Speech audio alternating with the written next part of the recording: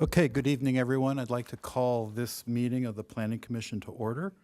We'll take roll call, and let's the record reflect that Commissioner Prendergast is absent. All other commissioners are here. And let's do the Pledge of Allegiance, please.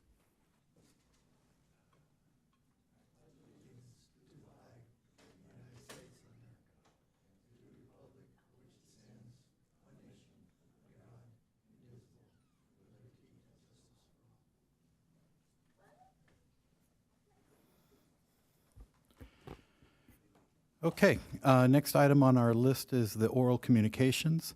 Oral communications is an opportunity for the public to address the commission on items that are not part of tonight's agenda.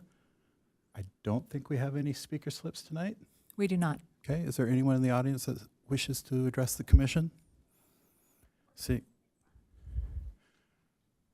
for oral communications for a project? For a project. Okay, so you have time for that. Yeah. Okay, moving on to changes to the agenda. Are there any changes to the agenda?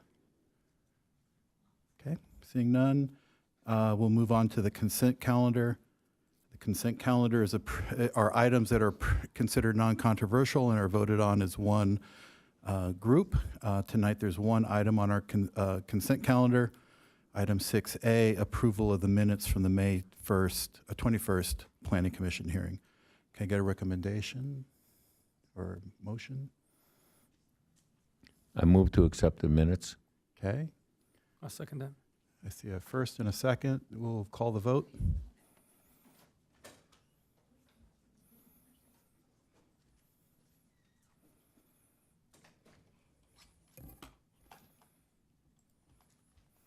Okay, that passes 4-0 with one absent.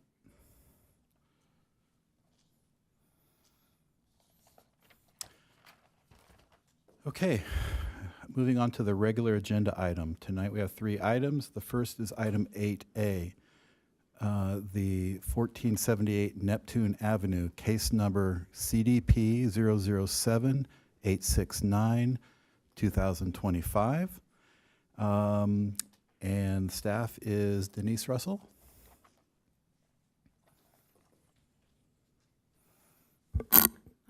Thank you, Chair Dalton. Good evening, Commissioners. I'm Denise Russell, Principal Planner, and I'll be presenting tonight's item, CDP 007-869, 2025, also known as the Robley Residence. The project before you is a coastal development permit for the construction of a single-family home with an attached accessory dwelling unit on an existing bluff-top property. The site was previously developed with a duplex structure that was destroyed in a fire in 2019. Sorry. The project site, currently vacant, is located in Leucadia within the R11 zone and a residential 11 general plan land use designation, which is intended to provide for single-family detached residential units. The site is within the Coastal Commission's appeal jurisdiction and within the Coastal Bluff Overlay Zone. The Planning Commission is the approval body for CDPs for development within the Coastal Bluff Overlay Zone. Prior to the fire that destroyed the structure on September 30th, 2019, the project site was developed with a duplex residence with a 4-car garage built under the County of San Diego jurisdiction prior to the city's incorporation. Building records indicate that the main structure was built around 1946 and an addition built around 1967. The existing stairs down to the beach were constructed prior to the Coastal Act adoption in 1976. After the 2019 fire, the Coastal Commission issued an emergency CDP on June 30th, 2020 to temporarily stabilize the bluff. The city then issued a CDP in October 2020 for construction of more permanent stabilization walls. Another CDP application was filed for demolition of the remaining structure. The applicant failed to move that permit forward in a timely manner, causing neighbors to complain about the site being improperly secured and creating an attractive nuisance. Code enforcement became involved to ensure the site was secured and safe. The new owner purchased the property in 2022, and a new CDP for demolition was filed in 23, demolition finally completed in 2024. The current CDP before you today is for construction of a new single-family home, and it was filed in 2025. These images show the historic structure. As you can see, the 4 garages were located within the front yard and side yard setbacks, and the structure over the bluff extended beyond the bluff edge. And this is showing you an outline of the previous structure, which shows the full extent to which it extended past current setback requirements. The duplex was a total of 4,648 square feet, which included the 4-car garage and a small basement. The front portion of the home was set back approximately 3 feet from the front property line, and the south side of the building was approximately 2 feet from the side property line within the first 35 feet adjacent to Neptune Avenue. So that first 35 feet was also a single story.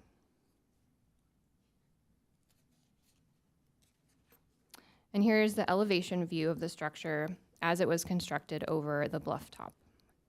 Municipal Code Section 3076-120 allows any residential building that's damaged up to 100% to be reconstructed with continuation of any nonconformities, so long as those nonconformities are not increased in density or intensity.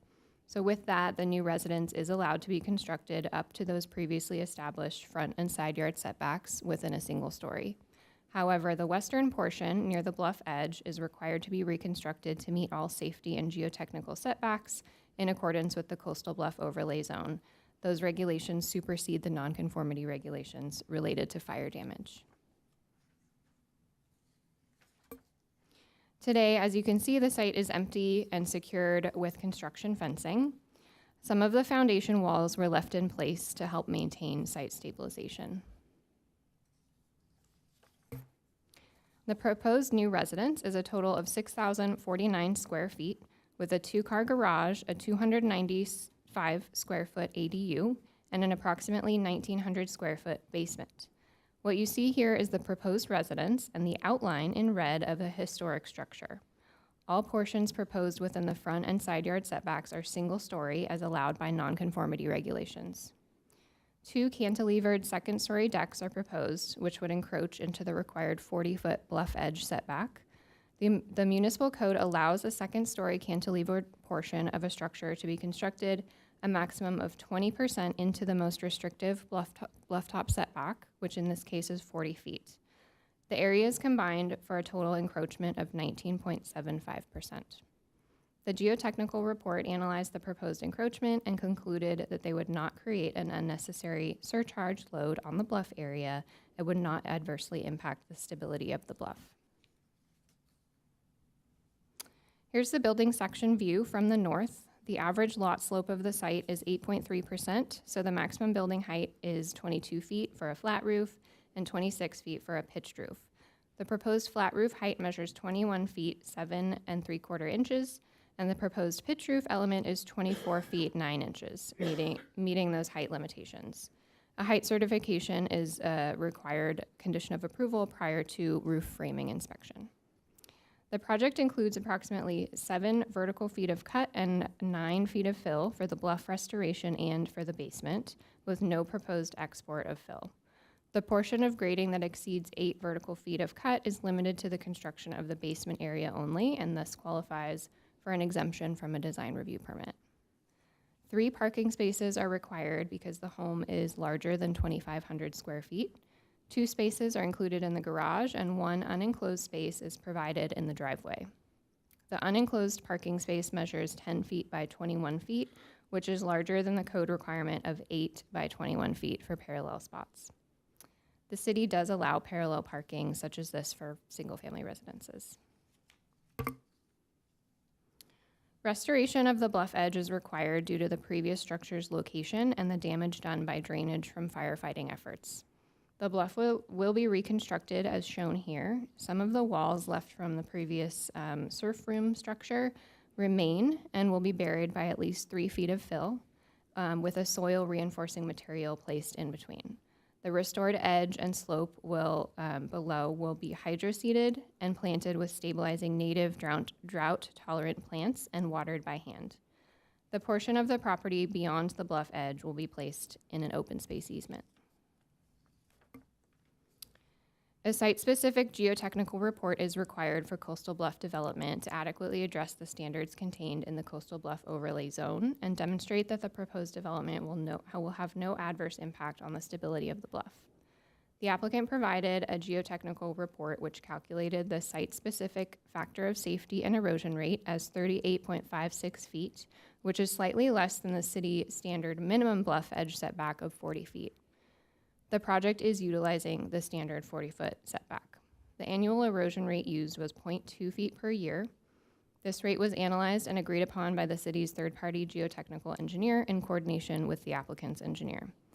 The site drainage is designed to flow away from the bluff edge and into two sumps in the subterranean basement that will pump the water east into the existing municipal stormwater drain system.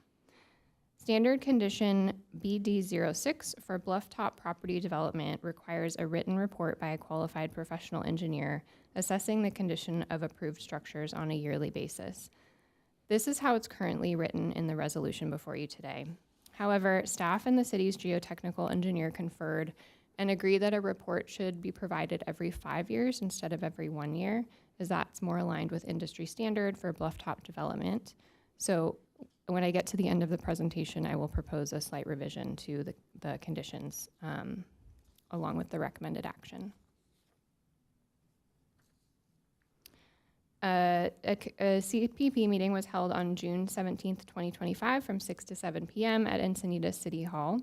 One neighbor attended the meeting and the applicant team reviewed the plans with them. No written comments were received.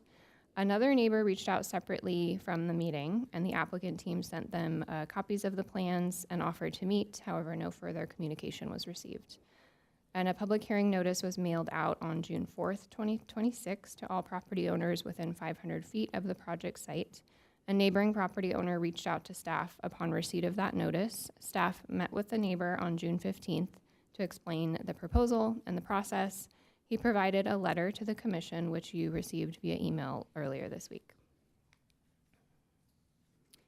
The project is exempt from CEQA review pursuant to CEQA Guidelines Section 15303A, which exempts the construction of single-family dwellings in a residential zone.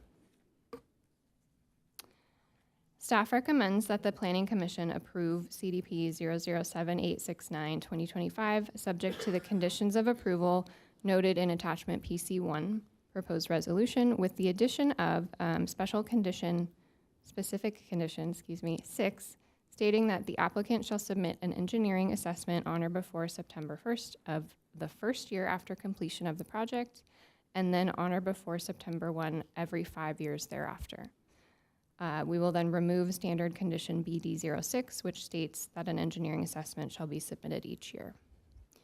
Findings can be made that the project is consistent with the general plan, the local coastal program, and the municipal code.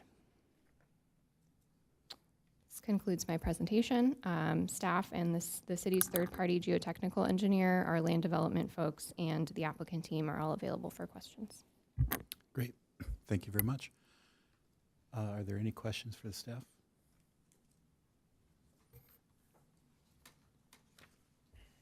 Yes, but I can't apparently turn a button green.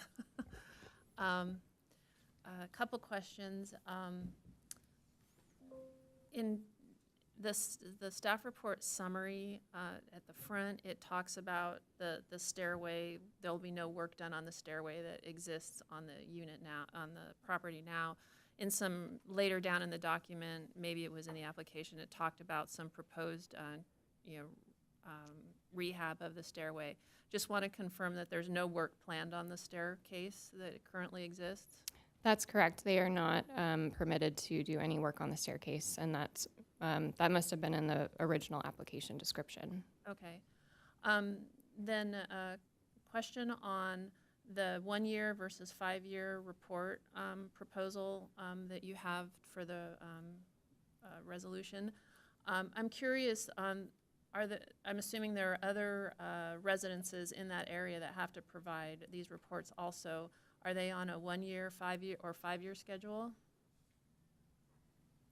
I would defer to our geotechnical engineer, but I would say probably most of our historic bluff-top properties are on the 1-year schedule, since that is the standard condition. But we've been informed that industry standard is more around 5 years.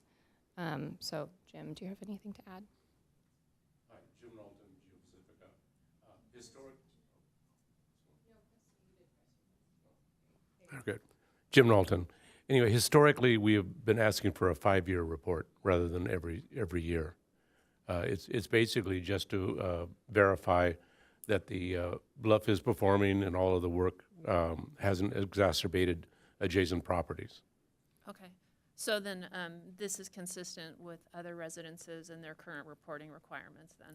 Yes, most of the residences that I've reviewed along the bluff have always been required to do it on a 5-year period. And then my last question was around setbacks. I understand that because the structure was destroyed and so they are able to grandfather setbacks for a rebuild. Just wanted to clarify that even applies if you have a change in ownership. So there was a different owner when the structure previously there burned down. Yes, that does apply, even with the change of ownership.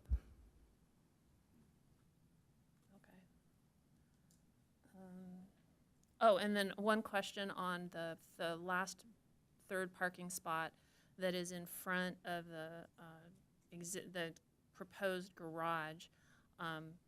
Do you know how many other residences along Neptune or that general area are meeting their parking requirement using that technique? Yeah, I don't think there are. We don't really know of any in that specific area. We've mostly seen this type of parking configuration in the Cardiff area, but nothing specifically in that neighborhood. Okay. But the requirement allows that in that area today? It does, yes. Okay. I think that's it for me right now. Thank you very much. Thank you for the report. I'll continue on where Commissioner Kimball is leaving off. And could you tell us like where that the standards are for the parking that allows parallel parking in front of garages? Sure, it's in our off-street parking design manual, where I don't know the specific code section. Maybe Andrew can help me out here. Yeah, so the standard kind of parking space is 8.5 by 19, and then to do the parallel space, just to get in and kind of out, it's widened, they're widened to 10 feet, and then the length is 21 feet to allow kind of that access, the parallel access in and out. But it is allowed. It's kind of a standard-wide requirement, and as Denise indicated, it's typically in Cardiff. I've seen it maybe once on Neptune, just in the history I know, but not very typical, but usually related to constraint lots. So just to clarify that the standard is that if you are proposing a parallel parking in front of garages, it has a certain width and depth. That's correct. Thank you. And I also wanted to follow up a little bit on the bluff questions, where there's been some improvements prior to this application. And there was also there are some proposals in this one to bury some structural features. And if you could just maybe roughly review those for us. Sure. So the walls of the original room that were built over the bluff edge went down into the ground pretty far. So they ended up leaving a lot of the structural walls there. And based on the geotechnical analysis, it was found that it's better to just leave them there than remove them for the stability of the soil and the bluff edge. So the intention is to bury those walls with at least 3 feet of fill and cover them with vegetation so that the structure of the bluff stays as it is. Oh, thank you. That's all. I have a question. Could you clarify the projection of the second floor into the westward setback?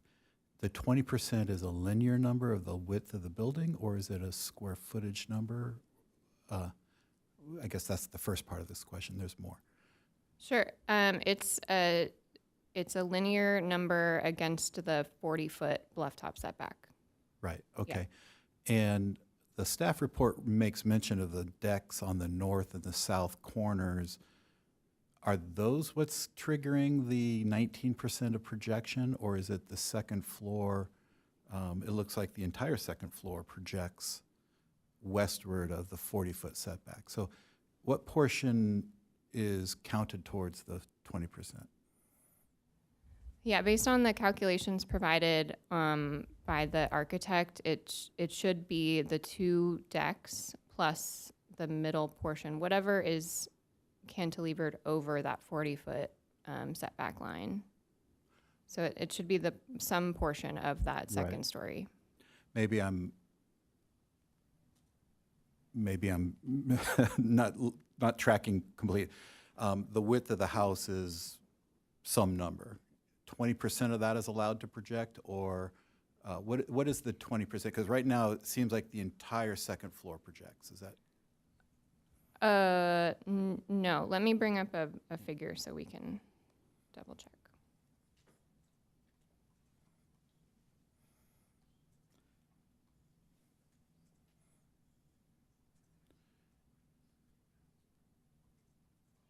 If you look at the second floor plan, I think it's the clearest.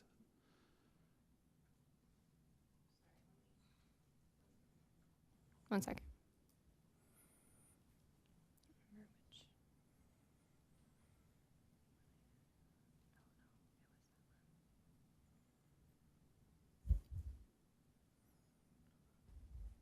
That or that? Oh, this one. Okay, so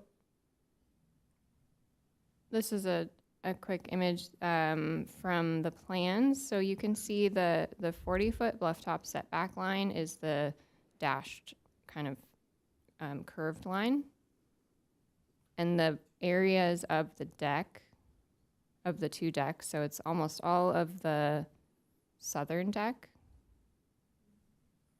and portion of the northern deck. Am I misreading, or the somewhat the heavier dash line that curves and then curves back is the 38? It's the 40-foot. Is the geological setback? That is the 40-foot bluff top setback. No, it's the geological setback. Is that what It's you're saying? one and the same. If I could clarify, there's a line, and I apologize because it's not real apparent, but there's a dash line just behind the curved line, which is the setback. Okay. And I think in our PowerPoint, And this might be a question also for Jim, just to clarify, because I thought they were separate issues, but maybe they're connected. The top of bluff is established as a straight line or slanting across the property line north to south. Yeah, the top of bluff is set in agreement with myself and the geotechnical consultant for the project. And it's not always a straight line. Sometimes it's curved, and that's why this curve shows a little bit. I guess what I'm curious is I've seen, okay, that, in this case, it appears straight to me. 40 feet back is an offset. 40 feet back is the city's 40-foot setback. Correct. Correct. I see something labeled the 1.5 factor line, and it goes straight and then jogs due west and then goes due north and jogs east. It's like it has no geometric relation to the top of bluff. How is that line being? And maybe it's being overridden anyway, but it's a curiosity of why it's such a square setback line. Walt? I'm the geotechnical engineer. It matches the increased stability because of the cut for the surface. So, Mr. Chair, for purposes of the hearing, we're now at the staff presentation part. If we're going to get into applicant, we should bring them to. Okay, so I'll come back to that if Jim doesn't know. I guess I'm looking not just at that line, but each line seems to have a different geometry altogether until the 40-foot does seem to be parallel to the top of bluff. The 40-foot is parallel, and your confusion about the factor of safety setback line, I had the same issue when I reviewed the report. Okay, and I had to have it clarified by Walt. Okay, so And basically, the factor of safety changes because of the concrete and the old surf room wall, as opposed to just the bluff itself, a naked bluff. The factor of safety basically goes back a little bit further. Okay.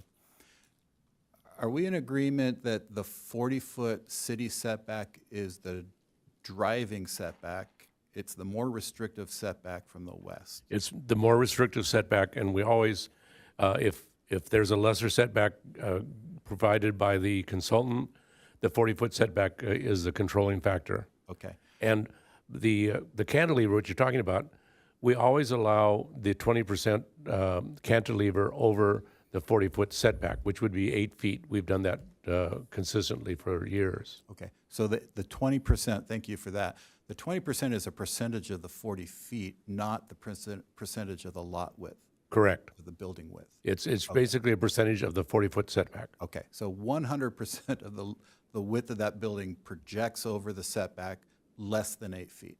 Yes. Thank you. Those are my two questions. Any other on that? Okay, thank you both for the answers. Oh, sorry, one more? Quick question. The decks, north and south, are they slab, concrete slab, or are they some other material? I believe they're concrete slab. Okay. And my other question is probably a minor detail, but it looks like the existing house was 1480. Address was 1480, and we're talking about 1478. And will the ADU have a separate address? Yes, since it was a duplex, there were two numbers at the property, so the ADU will take the second, the 1480.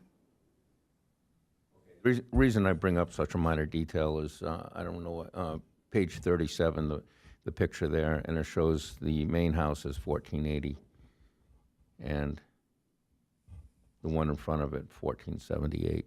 I don't know if that's just a typo or does it even matter? Can you remind me, which page did you say? 37 of 170.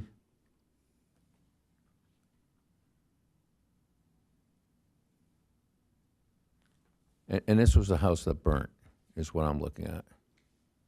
Yeah, that's how it shows up on our GIS system. It'll show both addresses. So it must have just been how I clicked on the property that it clicked that address before I took the screenshot.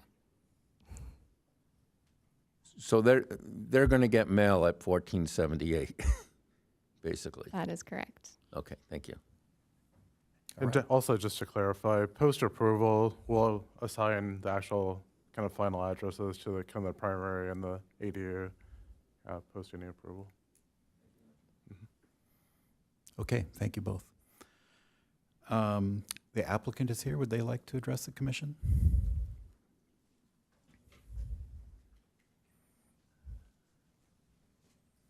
Good evening.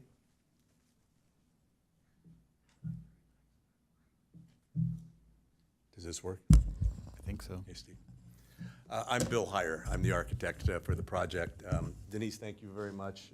Her presentation was very thorough, and at the risk of being redundant, I think she covered most of the things that I was going to present in our PowerPoint, so we'll just kind of roll through things, and I'm willing, available to answer any questions as you see fit.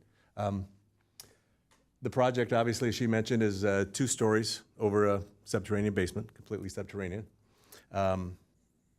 We've been working with staff for quite a long time now, and I think that we've worked through all the issues that we've ever addressed, and we're in complete compliance with all the applicable codes.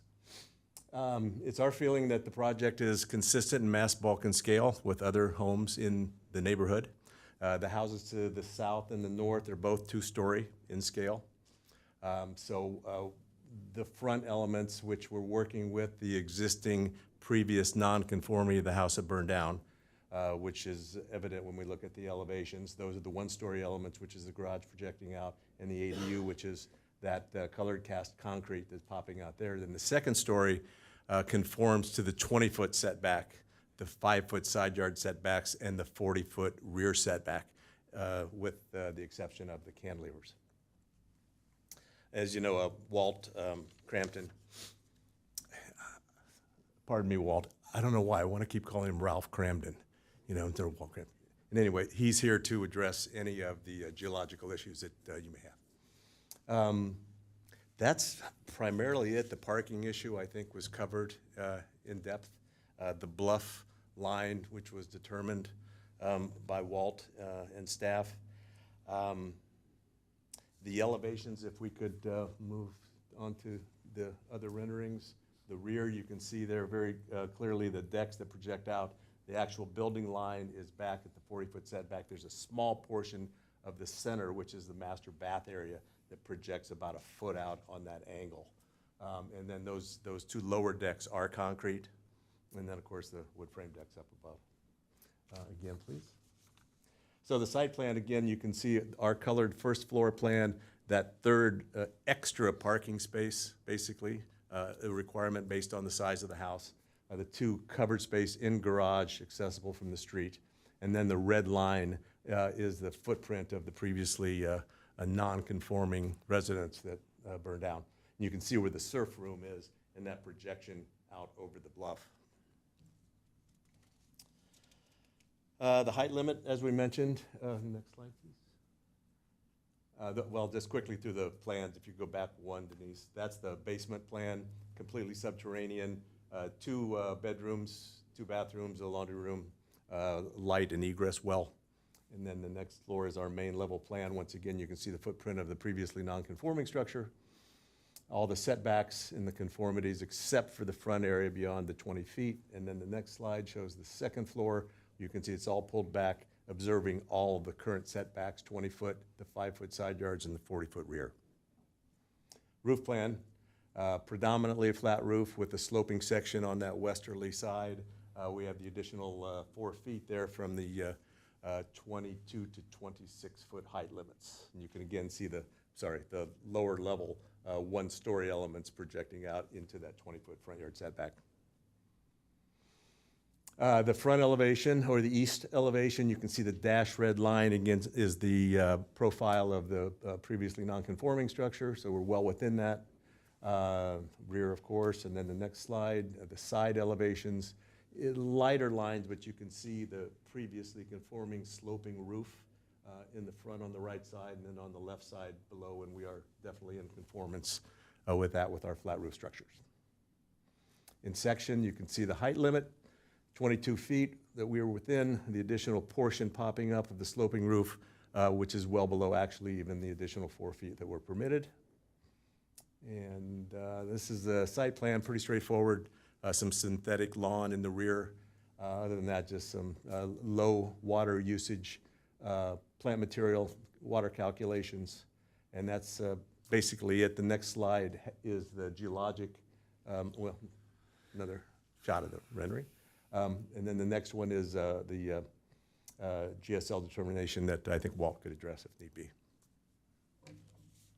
Happy to answer any questions. Okay, thank you. Are there any questions of the applicant? Okay, seeing none, I'll Thank you. let you go. Are there any public speakers on this matter? Yes, we do have 4 speakers on this item.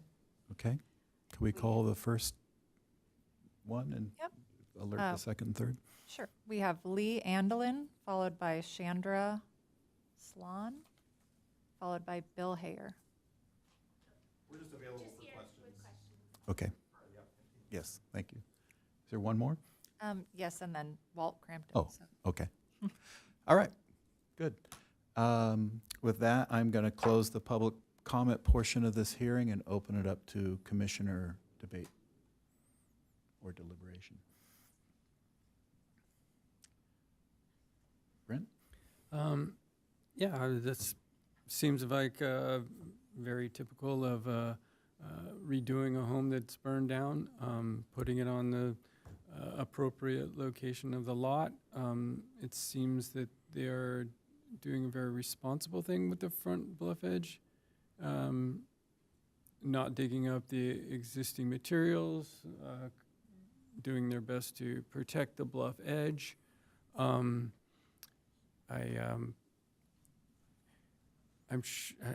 don't know what to say about the staircase. It seems like at some point it will tie in.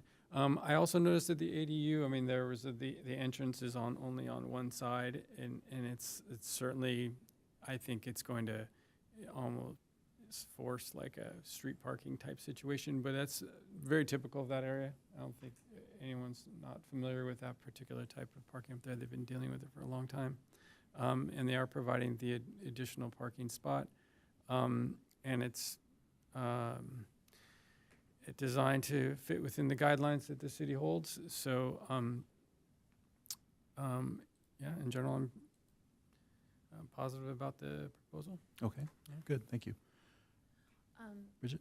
Yeah, I would say, in general, I agree with Commissioner Whitaker. My understanding is that the ADU is there because there was a multiple family unit there before, so they were required to provide the ADU.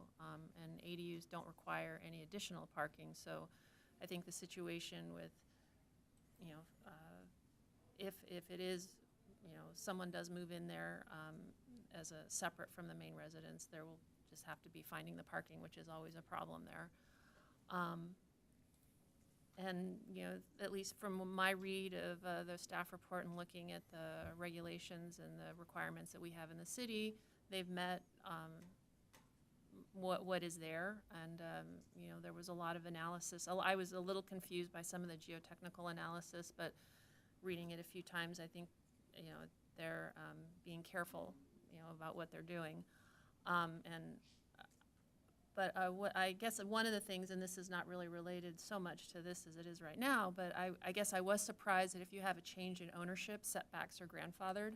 That was why I asked the question, and so I'm a little surprised by that. But if you're allowed to do that, they're staying well within the scope of what they're allowed to build in. But I guess in general, I am surprised that you have a change in ownership and you can still grandfather in those kind of things. Otherwise, I had made a comment to staff on one comment on surcharge loads about it not being specified what the load is in the document. I'm assuming they will clarify that language, but overall, it seems to be within the envelope of what the city requires. Okay, thank you. Michael? I'm just curious whether or not the new native plant ordinance has any bearing on the vegetation that will be planted, the low water vegetation. And secondly, I'm curious about the stairway. If is it closed to public access? I haven't been over to view the property myself, but is there any kind of liability on that stairway? Someone mentioned earlier whether or not it was going to be maintained or reconstructed. That's it. So I understand it's a private stair. It predates the Coastal Commission, so there's, it was built presumably legally. There's nothing prohibiting it at the time it was built. I don't think it's a public access, whether the homeowner decides to try to limit the access for their own liability of someone climbing up on it. I think that's on them. I don't think as a city we have any liability for it. On a native plant ordinance, can you address that at all? Yes, actually, the native plant ordinance does not apply to single-family dwelling units. However, this applicant has chosen to use 100% native plant cover in their landscaping plan. Mm-hmm. Okay, I'm sensing, I don't really have any objections. I was initially confused about the projection and the setback lines, but that's been answered to my satisfaction. I've read some of the public or the comment letter that we received regarding the building height. I don't see this as anything unusual for that neighborhood. It seems like it fits perfectly within the character of Neptune.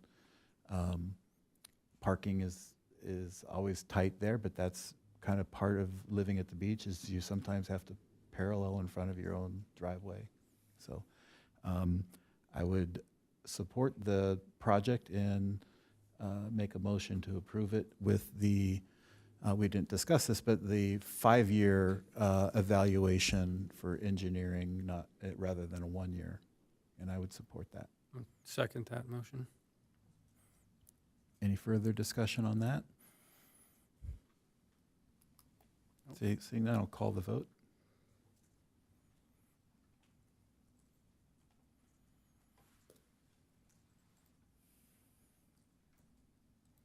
Okay, that passes 4-0. You're one step closer to building a house. Good luck.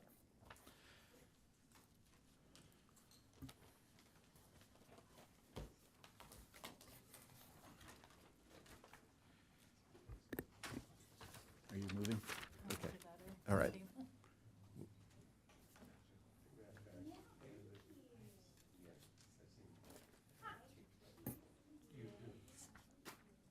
Okay, tonight, item 8B is, maybe I should read it, the Planning Commission reporting and work plan. This will be worked with us by Megan Openshaw, and I think this is a third look at it. We started this a few weeks ago, including the last session, and then tonight. So, Megan, do you want to give us a quick overview of where we are? From not having seen it last time, this is very cleaned up. I like the direction it's been going, but you want to walk through the remaining bits of it? Certainly. So at a high level, based off of the past few meetings, we've had discussions related to the work plan. And with that, it was determined that there were, in the order of prioritization, generally speaking, a total of 11 different items that were identified for the work plan. With that, most of the items have the outcome or deliverable as being to provide a recommendation to the City Council related to these items.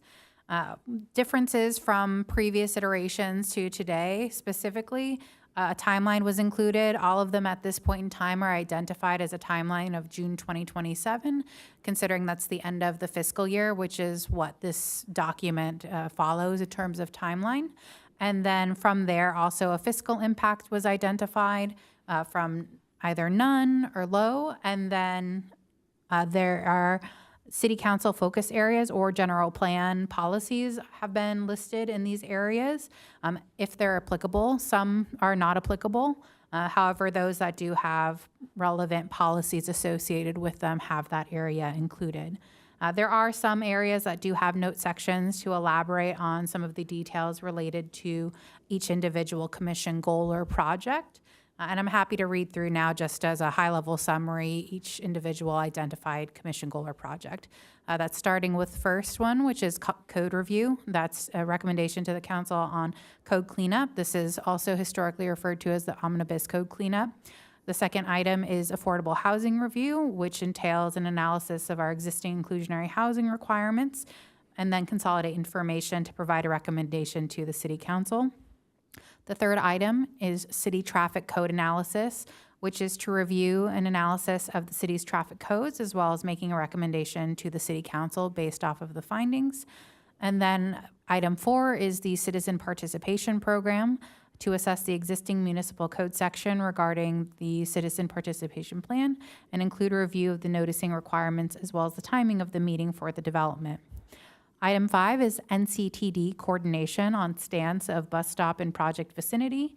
And this is to ensure that development projects would include the location of bus stops and potentially park areas adjacent to the project area in the development. Item 6 is the dark skies ordinance. This item has already had a subcommittee form, and that was for Vice Chair Prendergast. And at the previous meeting, he provided an update with some of his findings that he's generated thus far related to dark skies ordinances that already are existing.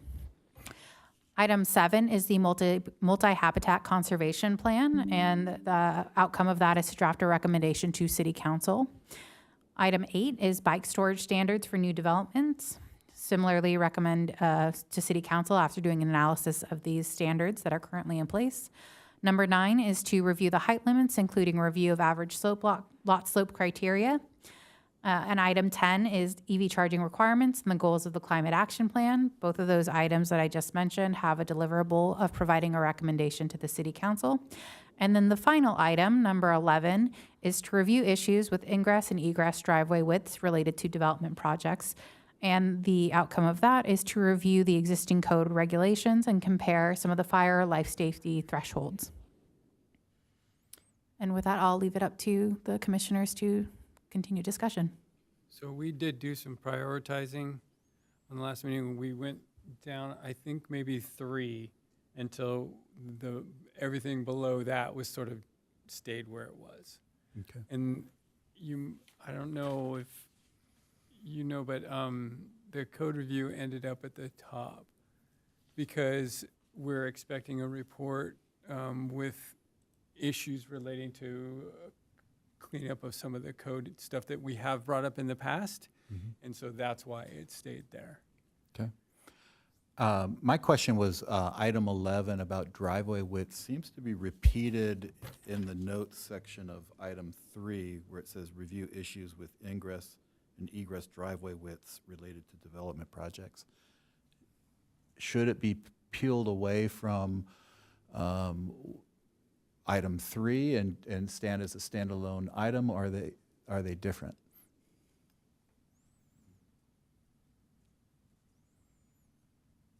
Feels like they could be part of, it feels like 11 could be part of 3. I mean, I don't know why, I think it could go either way. I would agree. I mean, 3 seems to have a series of Right. subpoints, and that could be one of the subpoints unless we, So is it that it's a fire code issue and not just strictly a traffic code issue, and therefore it needs to be outside of something labeled traffic? I go 2 ways on that. Like I find the benefit of consolidating. However, I find 3 to be way too broad as it's Sure. suggested. Like I don't know what 3 is about unless we are doing specific items within it to make recommendations, because I don't know how we would accomplish 3. And it looks absolutely daunting on paper. Okay. So you would recommend leaving it as a separate item and consider breaking 3 up into several separate items, or? I do feel like 3 needs to be somehow, isn't 3 for another commission Well, entirely? you guys prioritized it. So again, we started prioritizing, and then it Yeah. just sort of like after it was 2 or 3, we sort of left everything in its place. I do like that, and not jumping ahead to discussion of the next item, but the next item is a very concise, specific Yes. item regarding inclusionary, right? So if this is left as item 11 and it's just specifically look at driveway widths, that might be a really simple, focused, direct thing to look at without being pulled into a whole lot of other things. I support that as a way to proceed. So your What did you suggestion, support? go ahead. I guess, I- so when I'm looking at number 3, I agree, it's very large in scope, so it's sort of like unbounded. One of the things that, I think I had brought this up, that I would think we should look at traffic from the perspective of development, in that I think that looking at what are the requirements in terms of what kind of traffic studies need to be done with a new development, and looking at what are the standards that we use for how we assess what the impact on a neighborhood would be, was what I was more thinking of when I brought it up, is that when a new development comes in, let's look at have a very clear set of guidelines for what has to be done and how do we assign, you know, what metrics do we use to evaluate what its impact is going to be. I wasn't looking at like what's the whole circulation element for the city and what roads need to be what way. It was related to previous projects we've looked at since I've been here for the last couple months, in that it felt, some of the studies felt a little arbitrary to me. I couldn't get a clear answer as to why did you do a study here, but then you didn't feel like you had to repeat it So, here. yeah, so in that sense, I would keep them separate. That's different than driveway egress and entrances. So I would So we could And that skinny up would- the language I then would to make that traffic one very. prioritize a targeted thing and address it. So I'm hearing keep item 11 Yes. and strike the reference to driveway widths from Yeah. item 3, and we may want to go further or at least clarify what item 3 is so Yeah. that it's a somewhat focused aspect of it. I think so. I think it was at least my sense when I brought it up was, I'd like to understand what are the objective steps that need to be taken when a project comes for development in terms of analyzing its traffic impact and knowing what steps have to be done when. There were some questions I had asked where the traffic engineer's requirement was, well, we just didn't think it needed to be done, but I couldn't get any clear answer to why they didn't think it needed to be done. And maybe that is somewhere in the code and it's, you know, found, but some of the data was quite old, and so I just think looking at that and saying, you know, if something's more than 6 years old, do we still use it? Or having some set of criteria for understanding what needs to be done when a development project comes, I think would be worth looking at. Because So would one bullet point or a bullet point in item 3 be what triggers the requirement for traffic studies and to what extent? Like what geographic area should be studied? it could be, yeah, geographic area and what, you know, what size of development, how do you look at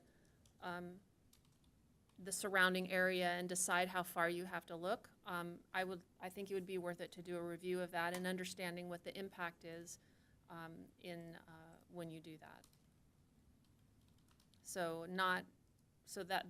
that's I think a little more narrow, is reviewing when a development project comes in, what are the criteria that are used for determining what level of traffic studies need to be done and what kind of assessment needs to be performed. Okay, with that, Objective versus. with a goal towards some consistency across projects, Correct. why some have traffic reports, Yeah. some don't have Yeah, traffic studies. that's a great way to put it. So it's consistent and it's much more, at least clear to me. Maybe over time it'll become more clear to me, but it didn't seem that clear to me as I was looking at earlier projects. It does seem like a very difficult, traffic engineering as a whole, I'll call it a science, you know, a very broad, you know, engineering-driven Right, study, and I'm I not don't think trying we're to going to get do into that too. No, but from a greatly. development project perspective, what are the, how do you think about it? Okay. Okay, so that seems like a fairly solid, one good solid thing is consistency across projects and clarify what are the triggers that require these traffic studies. Are we missing anything else that you want to include in it? I don't think so. I think this is a good start. I mean, as you dig in, you might find, you know, we may find something else, but I mean, just the way it's described now, I think is more, is easier to scope and is more a discrete item for someone to look at rather than study traffic. Because I agree, a lot of that is probably traffic and mobility commission work. Okay. I wonder if some of this might just be educational, if this traffic staff would come and say, here's how we apply the ordinances that we have. Like, you know, when is it required or not? Yeah, there's a couple of items I can bring up. So one is that we're actually looking at adopting bringing to the city council the traffic impact analysis guidelines. We don't actually currently have any in place, although from a regional perspective and just a general industry standard perspective, most agencies do have those established. What those guidelines effectively do is it creates thresholds for what requires essentially a traffic study and then determines like the need for cumulative impact analysis. So that, I believe tentatively, may be going to the city council in August at some point. So once that item goes, I can also coordinate with the traffic team to determine if we could have them do a presentation of some sort to go over those new guidelines. Yeah, that sounds very similar to what we're discussing here. Yeah, So- that would actually be very helpful. Sure. Yeah. So we get credit for fixing that? Okay. I won't go there.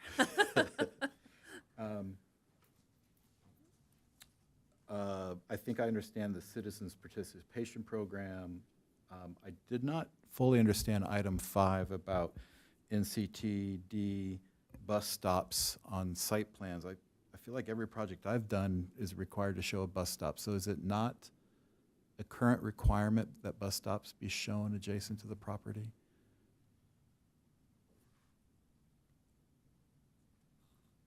Item 5, is it like in? I think there's been historical projects or developments that didn't, when the applicant was questioned, where's the nearest bus stop? That wasn't something that was necessarily identified on the residential site plan. And it wasn't something that the applicant had readily available to respond to. And I think that was the reason why this item was brought up. So would that be, and that's maybe that needs to be part of this list, but would a potential solution mean that it's added to the check? We get extensive checklists, right? These are all the things required on a site plan. Is it potentially just adding the bus stop to that list? It could be, we would have to assess essentially what can we include on that required checklist. If that is an item that we can reasonably include, then certainly can make that quick adjustment. Okay. Dark skies, I know about that. Could we talk about item 7, the multiple habitat conservation plan, draft a recommendation to the city council? I guess I'm unclear. Do we not have a plan currently? Are we drafting recommendations for editing a plan or creating a brand new plan? I'm not sure what we're doing. There's an existing draft plan that and this is as I understand it, and so there's a pretty big gap in my knowledge of this project since it was a little bit before my time.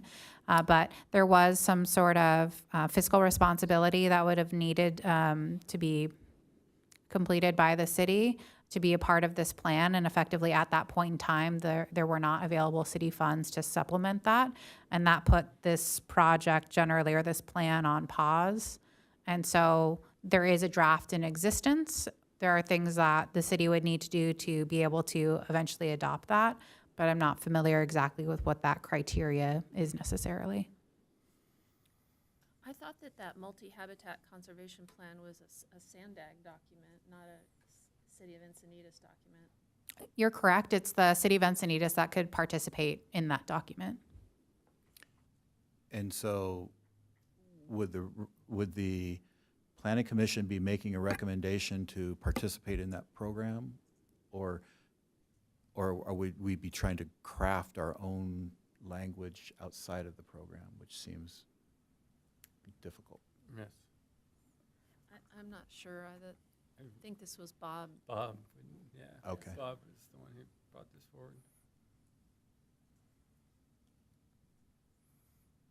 I feel like if there's something in progress or stalled, or like, we could express our support to like having it, but I don't think we want to reinvent the wheel and start from scratch, other than to express in a memo or recommendation that the Planning Commission wishes we had that we were participating in this program. Budget, finance, all that has to now come from the council to decide whether to do it or not. So I don't mind that it's on the list, I guess, but I guess it's a very targeted, just, is this a yes or no? Like, should we do this or not? Right. And then it's out of our hands. Okay. Yeah, I think maybe then like the work product is draft a recommendation to city council of whether we should, Of approval. we want to participate in that program or not. So it doesn't appear, so that someone doesn't think like, Chair Dalton did, that we were going to write our own document, which Yeah. I don't think any of us were thinking that when it was brought up at the last meeting. Gotcha. No, that's good.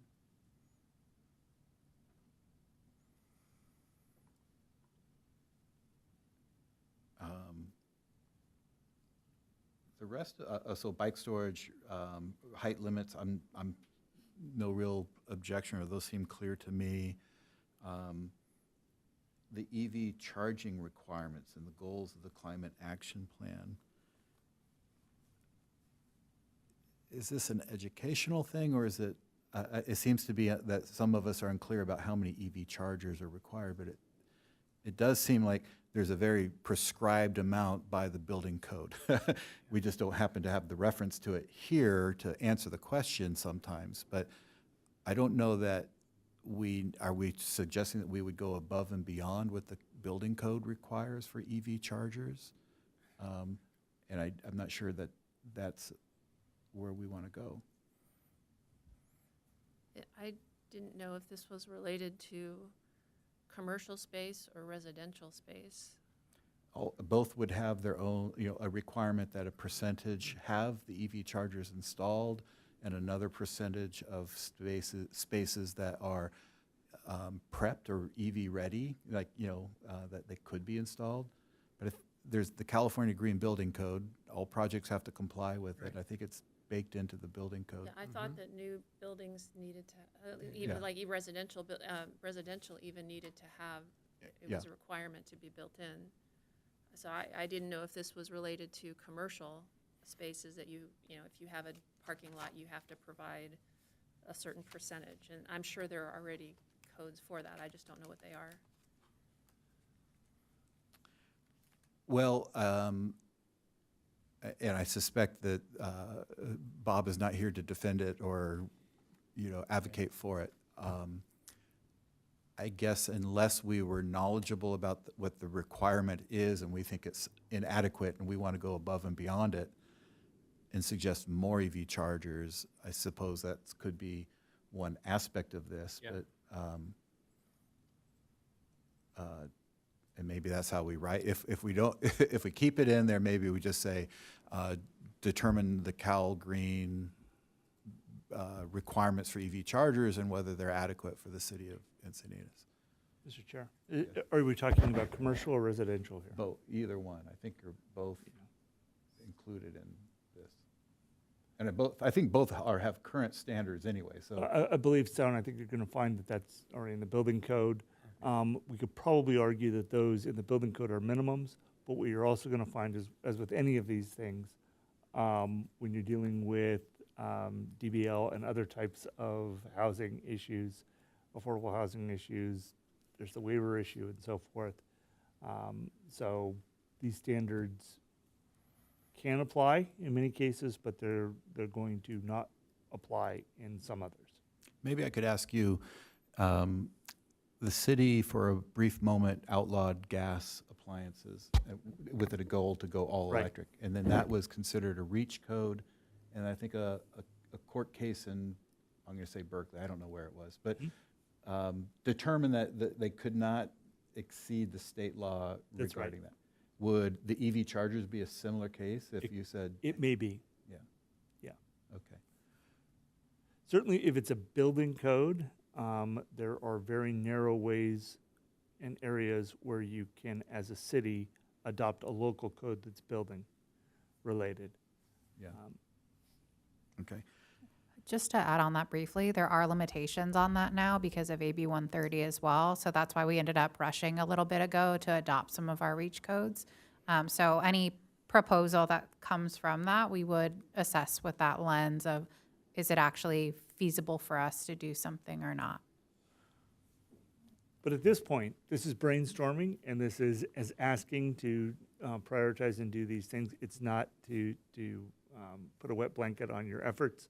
It's to really temper it, to understand there might be limitations, but certainly go right ahead. Yeah. So I think that point's well Agreed. taken. Like, as a topic, I think I know where it might go, but it doesn't mean that we couldn't have it as a work plan and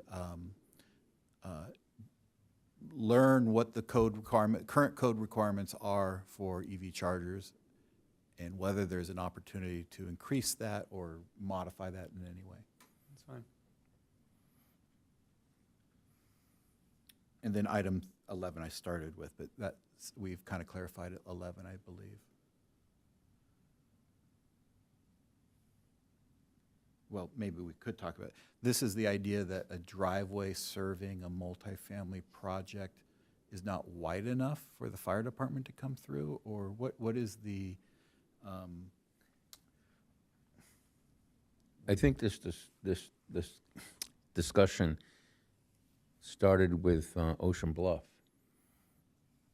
Am I wrong? I'm About- recused from Ocean Bluff, so I'm not familiar with what the, the specific issues are. I guess it's a private road, if I think I know what you're going Yeah. towards. There's a concern about what the width of a private road is. So I don't think that was necessarily a driveway width. I think one of I got a little tripped up by the language of using the word driveway when we were discussing this 2 weeks ago. And I thought that we had agreed that it wasn't the driveway, but it was the road. And so I interpreted this to be, if you have a private road going through, whether it's a multifamily, like private houses, houses or multifamily units, that you have access for fire and safety personnel.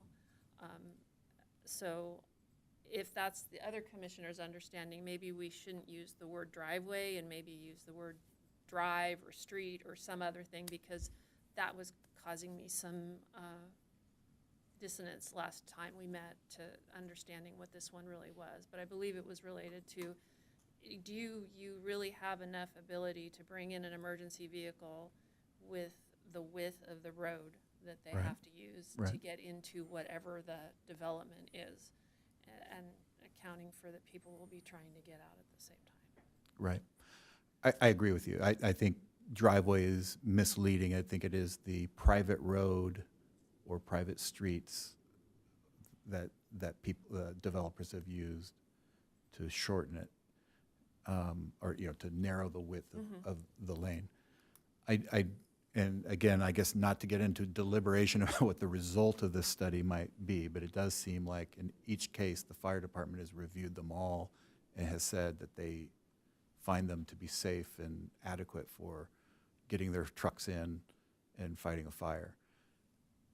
But- It was interesting, when we had the Ocean Bluff meeting, this topic did come out, and I don't remember who put this on there. Maybe this was left over from last year. I don't recall, but it was an interesting point to me to learn that when the fire department representative was here, he said, we only look to see that we can get our truck in. We don't look at anything regarding evacuating or getting anybody out, which I thought was just sort of an interesting point, and I thought I should learn more about what criteria they use to assess safety. So not maybe germane to this, but I think that was what brought up some question. But you're right. The fire department said, yes, it's safe for us to bring our truck in. Right, okay. So I'm not sure what to do with this one. I've edited the language to say private road / street widths. Is that the preference? I think that's what I'm hearing, the preference. Yeah, okay, is. great. You might want to also, for the second to right column where it says CE policy 1.9, you've got private driveway access there. I don't know if that's the actual title. That's the policy language, so I can take out the policy as not being applicable. Yeah, I don't think that's the policy that we're.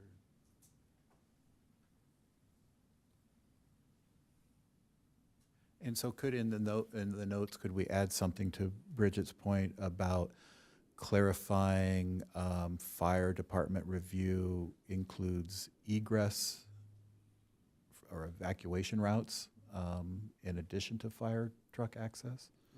Yeah, I mean, I thought it did, so it was sort of interesting to me that it didn't seem that it did. maybe understanding the review, what review happens from the fire department perspective would be useful. I guess ingress and egress are included in the title, but I almost think that has a different connotation when I see that. It relates to driveways. Are they ingress like one way or two way? But I do like maybe clarifying the note just to not lose the track of what we're trying to figure out. Absolutely.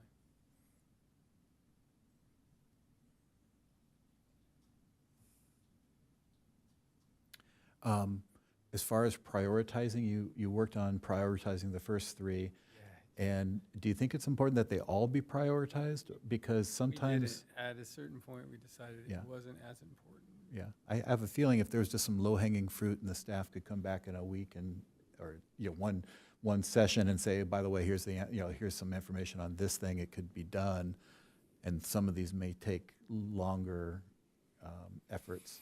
I think that we also had, when we started the prioritization, there might have been a few other items on the list, and as we started talking about prioritization, some things became consolidated and it changed, and so some things just sort of fell off the list, and so Yeah. I agree Or with moved up. Commissioner Whitaker, some things moved up, some things moved down, but in the end, we felt like this volume of items was reasonably high priority that we felt it should all be on there. Right, okay. And city council will decide what they, would like us to work on or not, so they'll make a priority call, Well, line by line, I assume.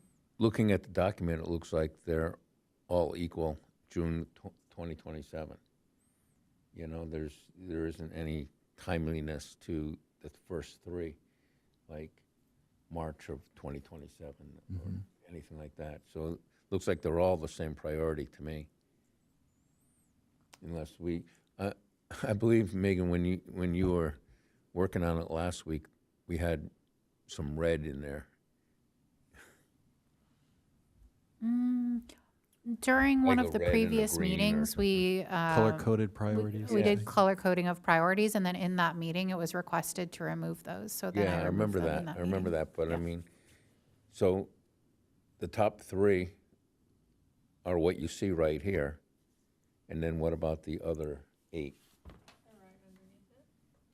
No, I know, but are they ranked in order? Like is 5 more I guess- priority? The rank order is not so important to me.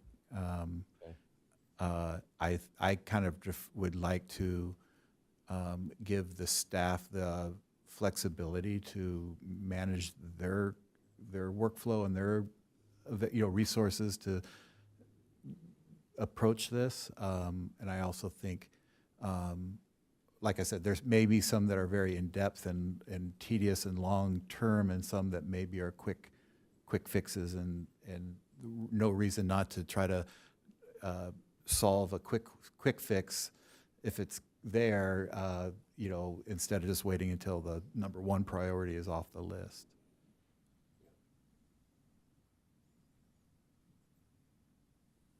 I also think the list has been consolidated nicely. I mean, it's a fairly short list, in which case, I get prioritizing when there's 20 or 30 things on that list, and you gotta go, well, really, are they all super important? But several of these, I think, could be accomplished pretty quickly and easily. I think the prioritizing we did last time was, I had asked for it, as I've used that in work as a way to, you have 100 things on the wall, well, let's start talking about what's high, medium, low, and then things start to disappear and it becomes more clear what's important. So I think it was a good exercise to help us sharpen each item as to what it was intent was, but I don't think there's really any value to assigning any priority within these 11. Okay. Would be my perspective on that. Okay. I'm feeling some coalescing around the list as it is, general consensus around that. Nobody's missing anything that they must have in it. I did have one question for Megan. I noticed in the fiscal impact column, one of the items, number 2, is low and all the other ones are none. And I was curious how you determine fiscal impact. Oh, You know what? I need to actually change that one. It should be none. Oh, okay. Does fiscal impact mean that like a city council has given you budget to work on this item, or how do you? Yeah, it can be, or if it appears that something would require a budget. So in this case, the next step of this item does actually have a budget associated with it, so I can reflect that with the fiscal impact. Or alternatively, we can look at this as like the deliverable is the analysis completed by the Planning Commission that has no fiscal impact. Okay, that's fine. I'm just curious. how Are you decide. looking at fiscal impact as far as if a change is made to the city, will it cost any money? Or you're saying this is staff time to do something? Neither, it's more so, is there a cost associated with this work effort? E.g., would I need a budget to be able to execute on any of these items based off of the deliverable? And then if so, what would the dollar amount be? And that would fit in a category of none, low, medium, or high. I'm noticing last year's work plan. There's a column for budget, and if it's a yes, it's a yes. Otherwise, the staff time and Sandag grant funding is the variety of different fiscal impacts, I believe. And I'm wondering why that column isn't showing up on. So there was a change in the work plan format that was made in an effort to standardize the work plans across the different boards and commissions. And so when that standardization occurred, it shifted away from our previous format, which included different items, and instead, this is the sort of cleaned up version that each commission and board should be utilizing. Okay. Okay, well, I like where it is. Good. Agree. If there is a general agreement, Megan, do you have the input you need to finalize this and present, or then I present it to the city council? Yeah, so what I'll plan on doing is I'll finalize and make this clean version, and then at the next meeting, I can include this as kind of a consent calendar item with the actual report that I have written up that goes over the past year of what the Planning Commission has accomplished. And then I'll include this actual work plan and then a resolution to formally adopt it. And then we can look at going to the city council at the next available meeting when you're available as well. Okay, thank you very much. So there's no need for a motion tonight. I don't think there's a motion thing. No motion tonight. Okay, Sounds like it'll be on the consent calendar when it comes back. Okay. Yeah. okay, so moving on to item 8C, the affordable housing standards. And this is not so much a project number or anything, so Megan is also presenting this one. Take it away. So quick note, this is actually a commissioner-initiated item. So this presentation will be completed by by Commissioner Whitaker, who initiated the discussion around the standards for inclusionary affordable housing units.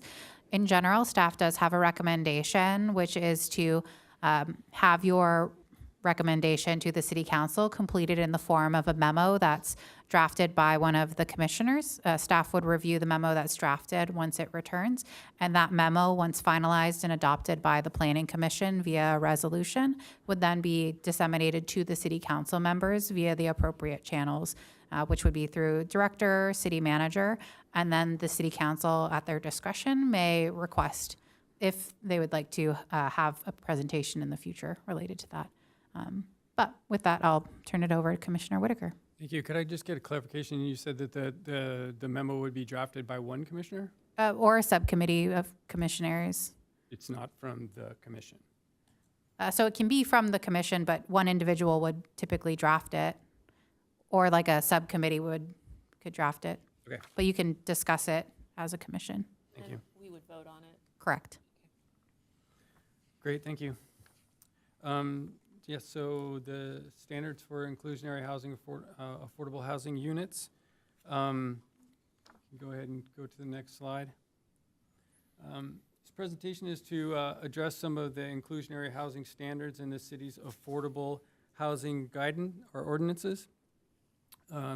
The proposal of reviewing the ordinance is to consider incorporating guidelines which broaden the measurable and equitable standards of housing project proposals which utilize these ordinances. The next slide. So here we have the ordinance chapter 30.41 of the for affordable housing, and the section 30.41.060 of the Affordable Housing Standards and Incentives. The housing proposals that most often use the ordinance are utilizing it to increase housing density. There are a variety of project types that do this, including apartment or multi-family dwelling projects, mixed-use projects, and single-family projects.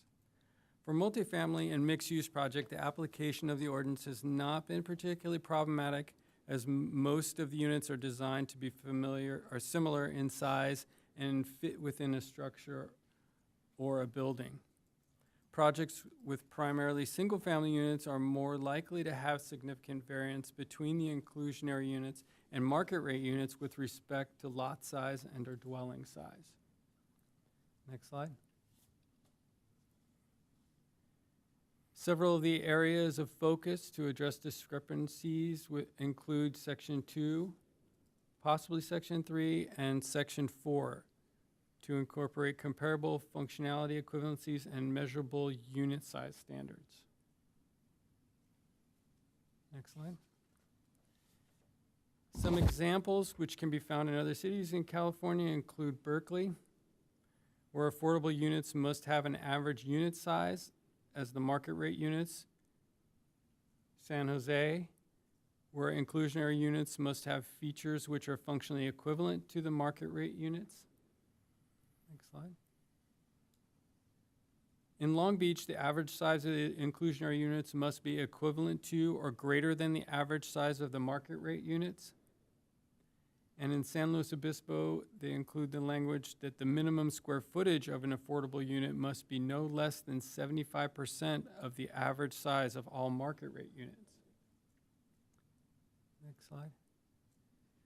The Los Angeles Housing Department, which is a supporting agency for fair housing development within the city, provides guidelines which state affordable units shall, on average, be no less than 90% of the average square footage of the market rate units.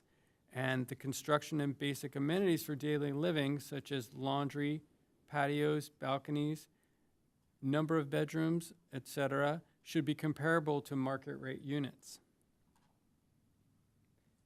On the next slide, we have a few examples that would fit into this, be included perhaps in Section 2. These examples that offer equitable standards for basic living. And on the next slide, we have some examples of statements that address comparable unit size standards that perhaps would fit into Section 4. And lastly, just open it to some discussion of the elements and use of the ordinance standards and develop recommendations to provide to the city as Megan outlined in a memo to city staff. Thank you. Thank you, Brent. Before we get into the discussion, I will say I thought the PowerPoint was very well. I liked that it was very focused and direct about what you were going to try to do or wanted to do and what you were recommending. So it did make for easy reading, and I commend you on that. Thank you. With that, there's no public comment on this item tonight? No. Okay. So Commissioner deliberation, any initial thoughts on the proposals? One initial thought, I'm not quite sure where I land in your recommendations. I mean, I do like the intent. So I was curious about this, came up in a previous project. With multifamily dwellings, it's not as much of an issue, but With single-family homes, we've had previous discussions that the inclusionary rules don't have any guidelines regarding lot size. And so does your recommendation include anything about lot size? There was unit size, because we had talked about square footage of single-family homes in a development. Right. And there have been and as to my understanding, there was nothing around in terms of, the exterior appearance and, does the lot size factor into that? So, yeah, and in reviewing standards from other cities, I didn't find anything that correlated with lot size in specifically. Okay. Everything was addressing comparisons to the market rate units, to the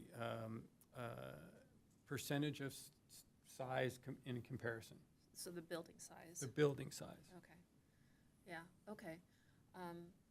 If we're going to open it up, I do think maybe not for now, but for the future, think about, do we have any opinions on lot size in single-family homes? I'm just thinking about the environment where you have 3,500 square foot lots next to 6,000 or 7,000 square foot lots, even though in the actual the unit size maybe meets the requirement, but it uses up 90% of the lot to do so.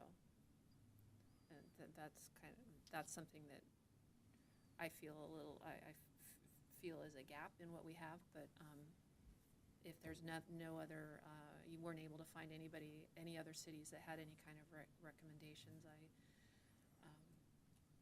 that's too bad. I think there's two sides of this coin, right? Or, there's a pendulum here, where that middle balance is.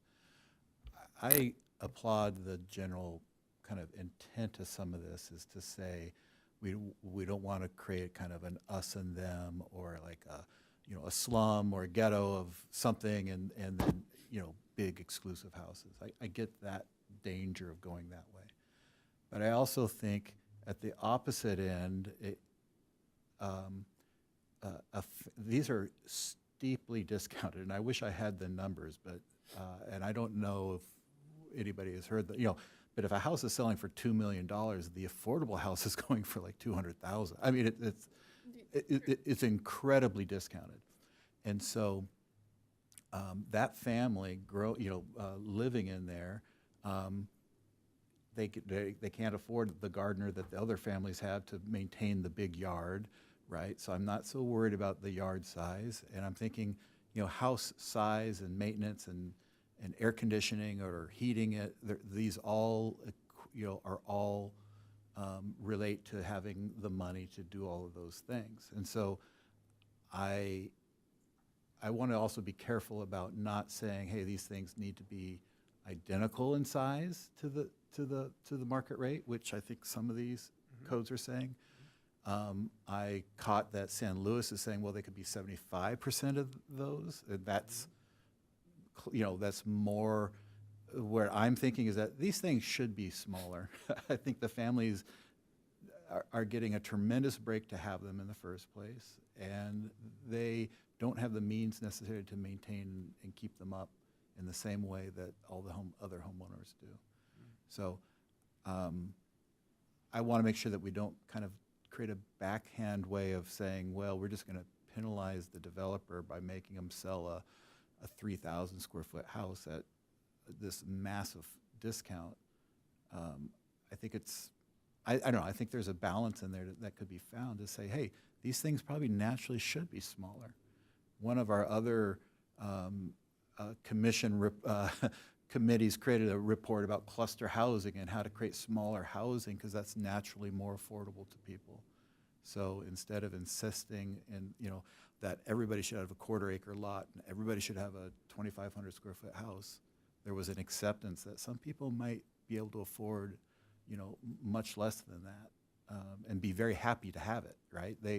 This is a life-changing opportunity for people to have a home at these rates in this community. So at a starting point, I guess, I am very much in favor of, if there's any sort of equivalency being established by a code, that it needs to establish something less than the market rate as it relates to house size or lot size. Okay. Michael, thoughts on this? Yeah, I have a little bit of concern about the word inclusionary units should be generally comparable to market rate dwelling units in construction quality. What are the metrics for determining that?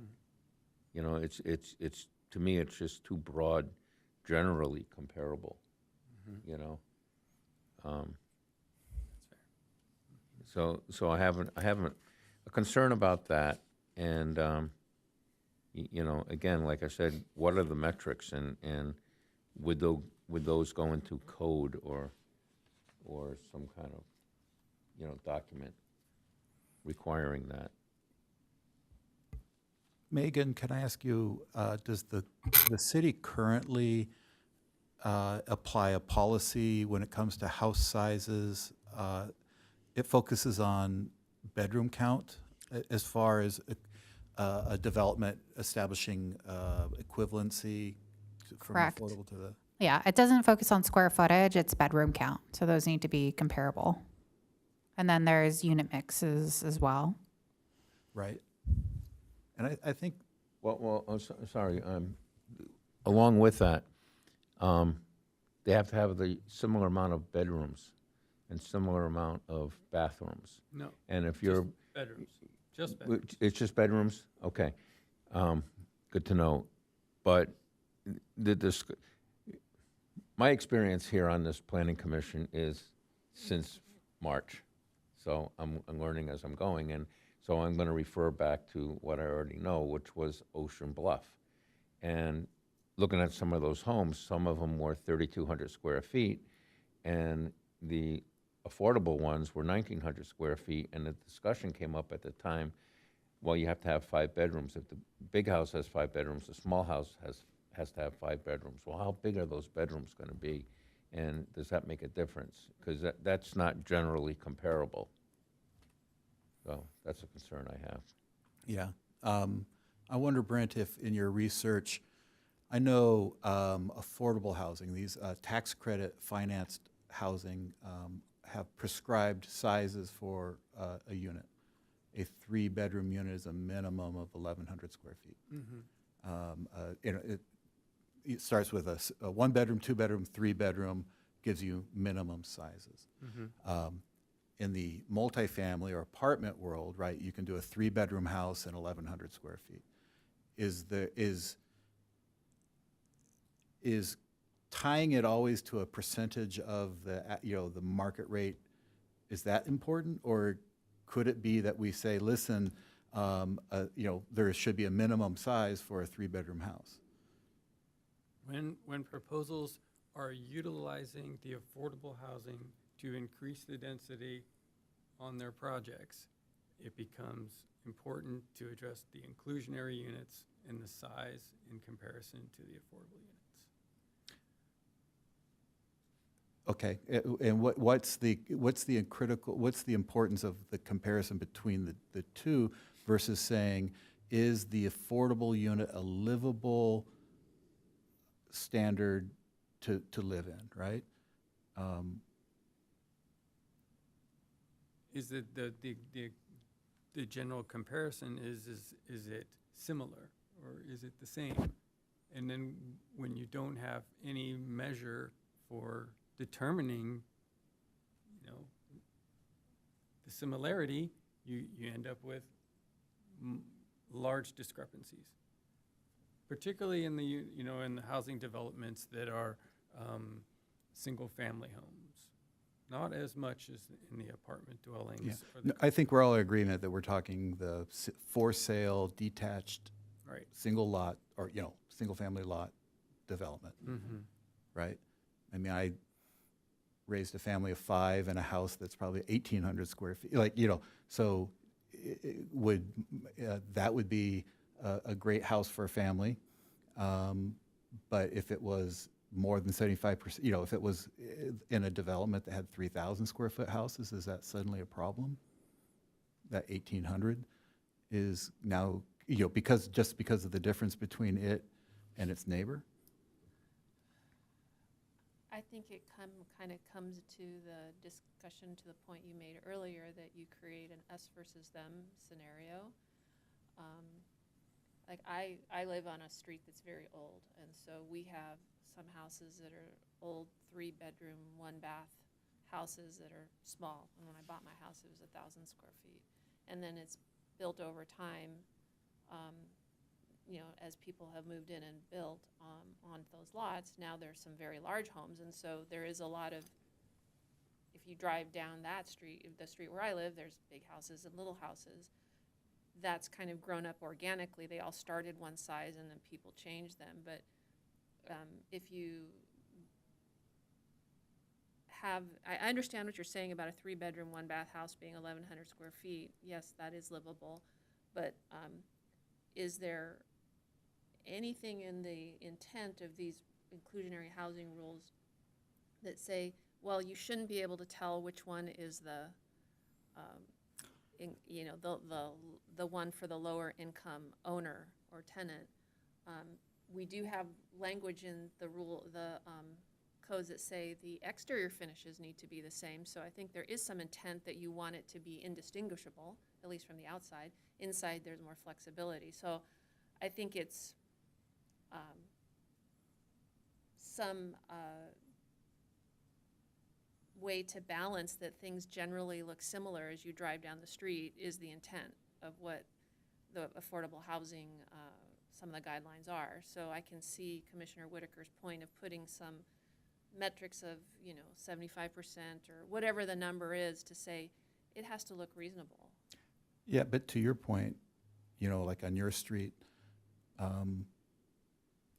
those are nice neighborhoods. There's a variety of older houses, smaller houses, bigger houses, and all that. But what we're codifying here is to say if it's a new development, it needs to be more monotone or you know, in its size, but in the older and some would say desirable parts of Leucadia and Encinitas and Cardiff, everybody's pretty content or happy to have that variety of houses that naturally occurs on a street, right? We're trying to circumvent that in some way by saying, well, all houses will be within, you know, within a fairly limited margin of each other. Well, it would, but I hear what you're saying, but wouldn't the fact that we have requirements that say they have to have the same finishes on the outside mean that there is some intent that it looks more monotone?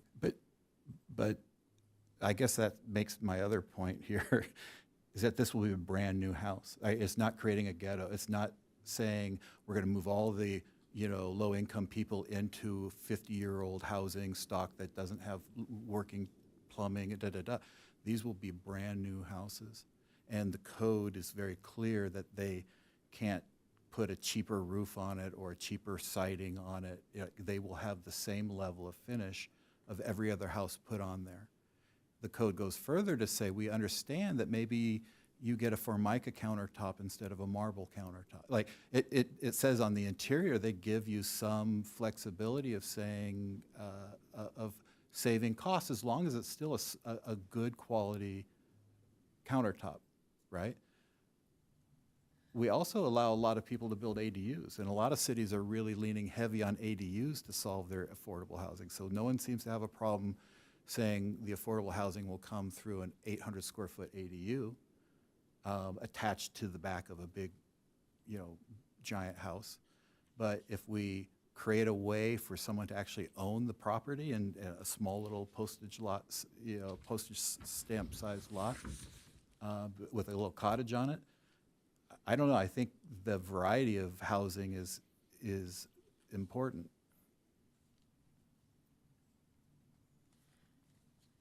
Those are all good points. In my neighborhood, when the old house gets bought, they tear it down and build a new one. So not very many people are living in the little houses over time. So, Yeah. but you're right. There's a lot of character, and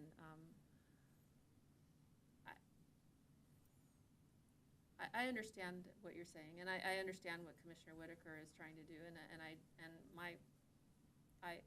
feel that, you know, for single-family homes, there's definitely much of a larger opportunity to create a us versus them within a neighborhood. But I would say one of the points, and this is not off topic, I do agree firmly, right, that they have access to the same pool, the same barbecue, community, you know, all of that is still there and available to them. I'm not saying there's a gate and there's a separate little corner where they're all clustered, right? Right. I'm just But saying, in these developments where everything is similar except for the Well, they would- inclusionary units, similar size. in size, you're saying, because they could all have the same stucco and the same color palettes and the same, you know, everything- shutters on the windows and, yeah. So, But they do get a lot of, when they add the inclusionary housing, they do get the ability to build a lot more houses. So the developer's already getting quite a bit of a bonus. And I understand that those houses are sold at a much lower price, but by building those homes, they get the bonus density waiver that gives them the ability to build a lot more, and, you know, so. which we need, right? I mean, let's be clear, we have a housing crisis, right? Or, you know, we have a housing shortage and we need people to build houses. And so we want the developer to build a house because we don't personally, individually build houses, right? You know, we are inadvertently increasing the price of those houses, right? If they have to build the exact same house, you know, across all of them, but sell one of them at that massive discount, they've taken the difference and pumped it into all the remaining houses, That's true. right? So it does inflate the cost of housing.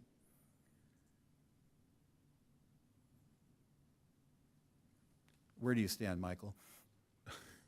Well, morally, you don't want the house to be too small because the neighbors will say, why is their house so small? Well, that's where the poor people live. And, you know, on a moral issue, I don't think that they should be significant. So I like the 90% that Commissioner Whitaker had as one of these recommendations, or no less than 10%, I believe it reads. So I'm all for them to be really comparable.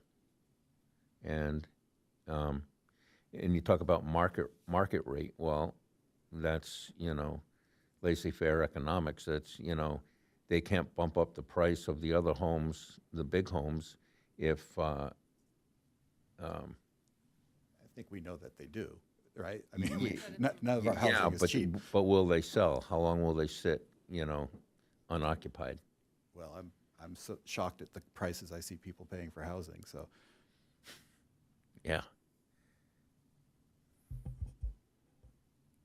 I guess I kind of fall to, I don't think it's so much that there's a difference in the houses. It's does a house adequately address the needs of a 3-bedroom or 4-bedroom house, right? I agree, Michael, you made a point earlier, or started to, about, you know, you don't want them putting in bedrooms that are 5 by 5 and calling it a bedroom, and you saying, okay, you've created a house that's just unlivable for that use. I think you can solve for that by, you know, creating a standard that says, well, you know, we think a 3-bedroom house should be 1,400 square. You know, you put a number to it, you know, but allowing them some flexibility to do that. And to me, a neighborhood of varying sizes, I don't think, we're getting a little into social engineering. I don't think that necessarily connotates, you know, poor versus rich or whatever. I have a relatively small house, my neighbor has a relatively big house. I mean, it's like, you know, those things happen, and these will all be brand new houses. So someone will move in and have a house that was, you know, never used. You know, and that's a pretty big thing to get, you know, a brand new house with all the modern insulation and, you know, plumbing and, you know, green building features. But to without it. a measurable comparison, how do we determine, No, I'm not. and at what point? So what I'm saying is, why does the measurable comparison have to be a percentage of the other house? Why couldn't you just say, why couldn't it just be a square footage for each bedroom count, right? Establish what you think is a livable size house for a 3-bedroom and a 4-bedroom, and say, if you meet those standards, you're good. And if you want to go build a 4,000 square foot mansion next to it, that's on them, whether they do that or not.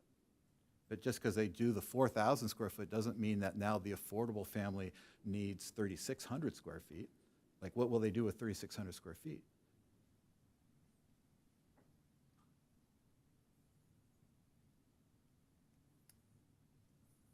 Possibly live the same as everybody else in the community. Well,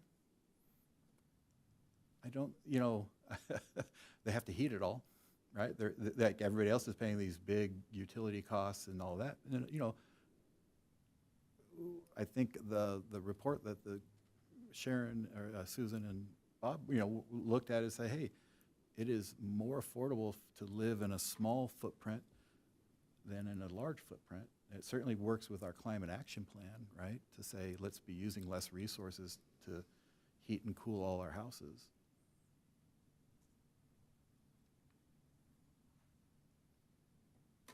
I think certainly if they're going to use to increase the number of units, they can build smaller units more consistently.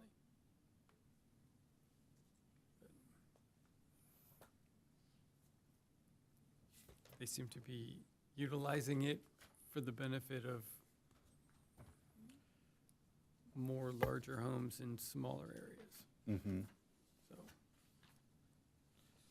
I'm generally still in favor of including a more measurable, like, percentage guideline.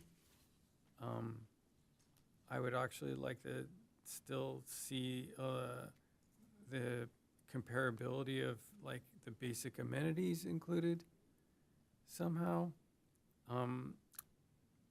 I know when you talk about it being functionally equivalent, it gets a little nebulous on how do you measure that. So I would be more inclined to use the specific language that could be, like, pointed towards.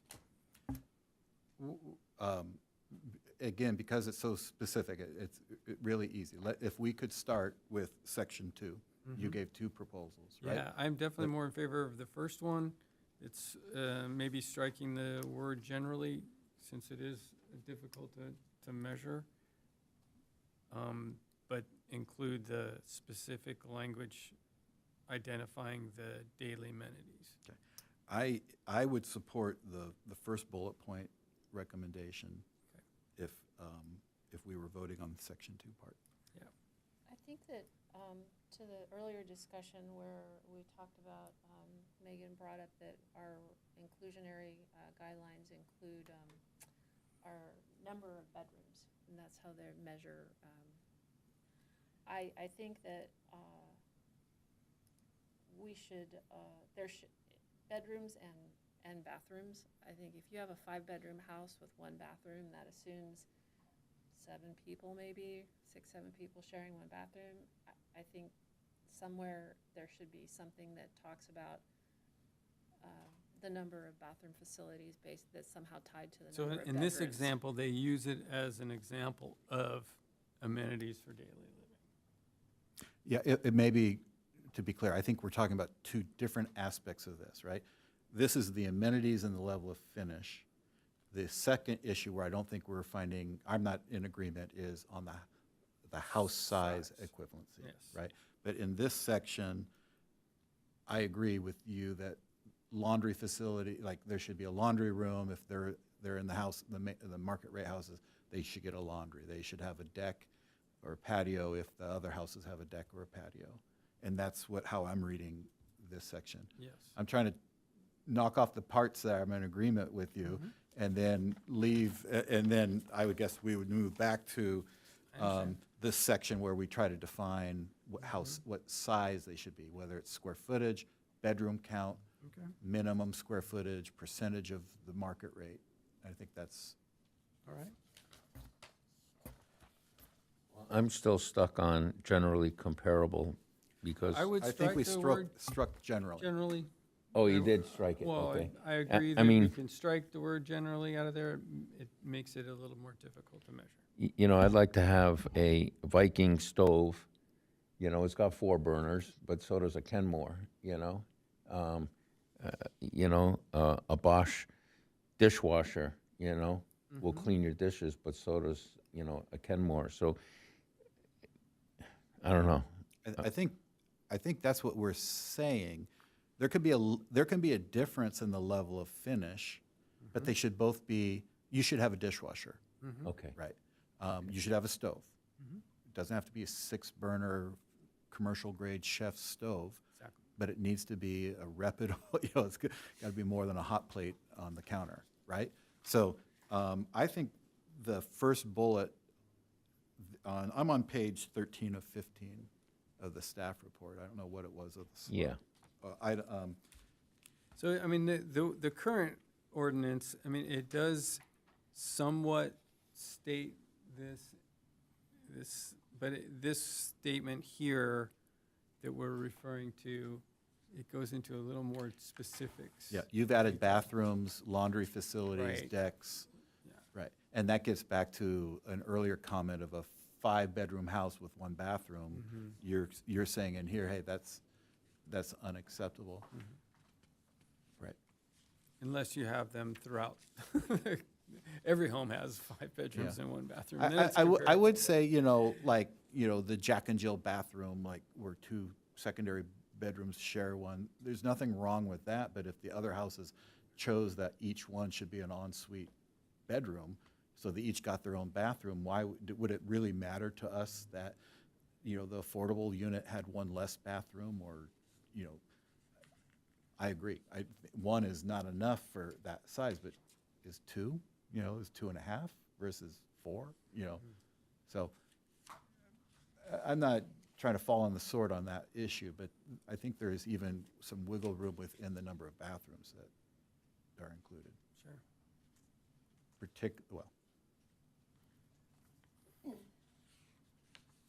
Well, at that point about if every house has a ensuite, like the project we reviewed today, I think had 6 bathrooms. Yeah. Every bedroom has its own ensuite. So if we're talking about bathrooms and, comparable, I think maybe it's better to think about it from the perspective that this many bedrooms means you have to have a minimum of this many bathrooms. So it's some ratio, and it doesn't mean it's 1-to-1. It's, every 2 bedrooms should have 1 bathroom. Or I don't know, just that way you get away from the comparable saying, you have to build a 5-bedroom house on 1,800 square feet with 5 en suites. Yeah, Which then very you difficult. can't do that. There's no way you can build the rest of the house around it.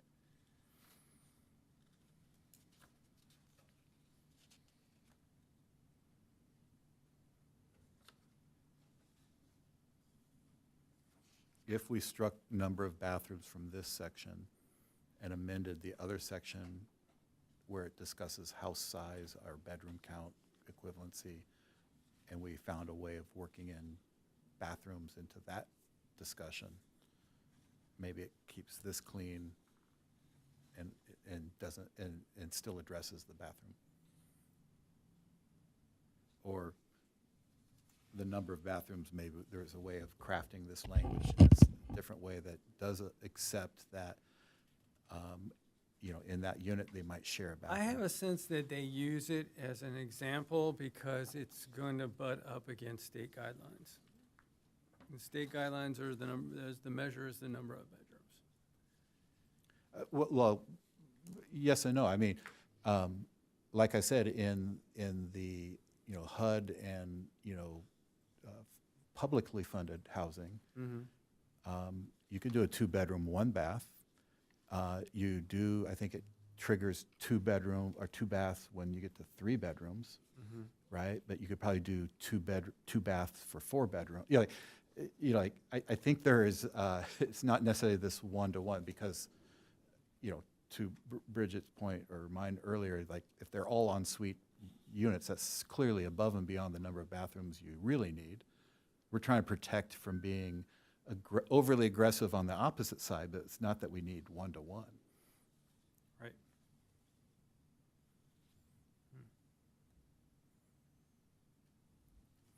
Maybe there's a ratio of, you know, one bathroom for every 2 bedrooms. So a 4-bedroom house will have 2 bathrooms, and a 5-bedroom house will have to have 2.5.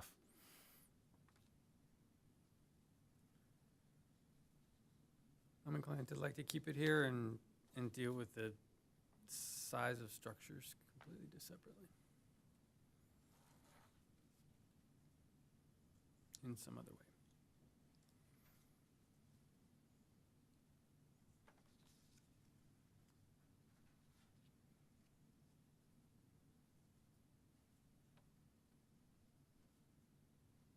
Because I don't find it as much as a size issue as a functional issue. The bathrooms. Well, Or the well, laundry it's a, room. it's or a, the it's a sliding, patios it's a and balconies. sliding thing, right? I mean, a lot of us grew up in houses with far fewer bathrooms than the modern, you know, requirement. Mhm.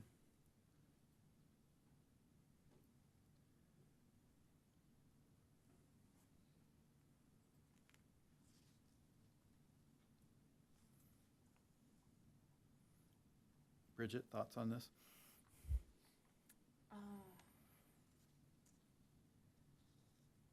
I don't, you know, I know that this bullet with the inclusionary units shall be comparable. Like, it doesn't, it's silent on bedrooms, because you said that's already in, Well, I think there was two recommendations, right? The first one on page 14 addresses the, no, it well, I just guess talks it's about unit square size. foot- It's just Yeah. unit size, so it doesn't say anything about. Well, that's the other section, the existing inclusionary does require an equivalency of bedroom counts. Where is that? It's in the basic, or the standard code. Yeah. Code, oh, okay.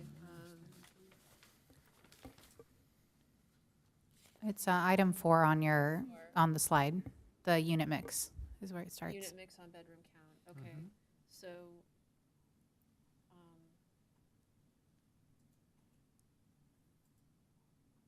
I think that if you have unit mix based on bedroom count, perhaps there can be some language there that talks about the bathroom count is calculated as a ratio that might be different than what the market rate housing is, but is still adequate, but is still sufficient bathroom to make it modern in terms of what, you know, just because we may have grown up in 4-bedroom, 1-bath houses, that's not considered reasonable standard today. That there's some ratio that, you know, if you have you meet the bedroom count ratio, and it's you build a 5-bedroom house and all the other houses are en suites for each bedroom, that you have to have at least 2.5 bathrooms for a 5-bedroom house, or that there's something, a bathroom metric that's tied to the number of bedrooms, and it's not really comparable in terms of ratios to the market rate, but it's still something that's considered reasonable and modern. Because I'm struggling with, if you just go by unit size, like percentage space, you can, you know, make the inclusionary unit meet some metric of reasonable size, but if you don't say that you need to put more than one bathroom in it, you have a loophole. I don't know if a developer would take advantage of that, but I mean, it's a loophole because bathrooms are expensive. I like the specificity of it, in that, like, items 1, 2, 3, 4, they're all very specific requirements for bedroom count, you know, other. So if you just added a 4.1, which just said, you know, bathrooms shall be provided at a minimum of 1 for every 2 bedrooms, or we come up with whatever ratio Come you up with think some is ratios the that number. says, you know, Okay. You give add me that 2, as 1, 4.1. and then a 3-bedroom house has 1.5 bathrooms, a 4-bedroom house has 2 bathrooms, whatever the right number is. Like, I mean, there are plenty of houses, like if you go over to, and these are older homes, but off of like Rose Bay, those are like 2-bedroom, 1-bath duplexes, and they're small, but they're fine. But if there's a 3-bedroom house, I don't think anyone would consider today a 3-bedroom, 1-bath house is standard modern construction in California. Yeah, I would agree with that approach. Maybe the ratio is, Then it's less arbitrary. It's very concrete. You know, the developer knows that if I put in this many bedrooms, I know I have to put in this many bathrooms. Because number of bathrooms is a variable. Number of laundry rooms is not really a variable. It's either there or not. Okay. Right. I might suggest I that. think they subcategorize everything in A's and B's, so like 4A, 4A. Yeah. right? Okay. And Is there discussion around what the ratio should be? I mean, do we think a 2-bedroom, 1-bath is an acceptable house? Or do we think a 2-bedroom, 1.5-bath would be, like, you know, if you had a full bath and a powder room for 2 bedrooms, you know, that would be pretty flexible? I guess I agree that you're at saying that the 3. ratio is 2 to 1. Well, I agree that at 3 bedrooms, you should have 2 bathrooms, right? I'm not sure if you're only at 2 bedrooms, do you truly need 2 bathrooms, or could 1 or 1.5 bathrooms work? If the ratio were 0.75 per bedroom, so a 1-bedroom would have to have 0.75, which has to be rounded to a full bathroom. 2 bedrooms would be 1.5, which you could say half bathrooms are considered in the industry of powder, like a toilet and a sink. So 3 bedrooms has to have 2. And then a 3-bedroom would have to have 2.25. So you could say, well, you could round down to 2. And then a 4-bedroom would have to go to 3-bath. Okay.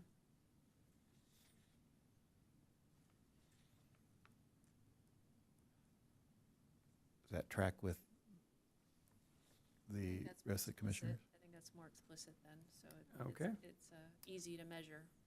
Sure. I like it.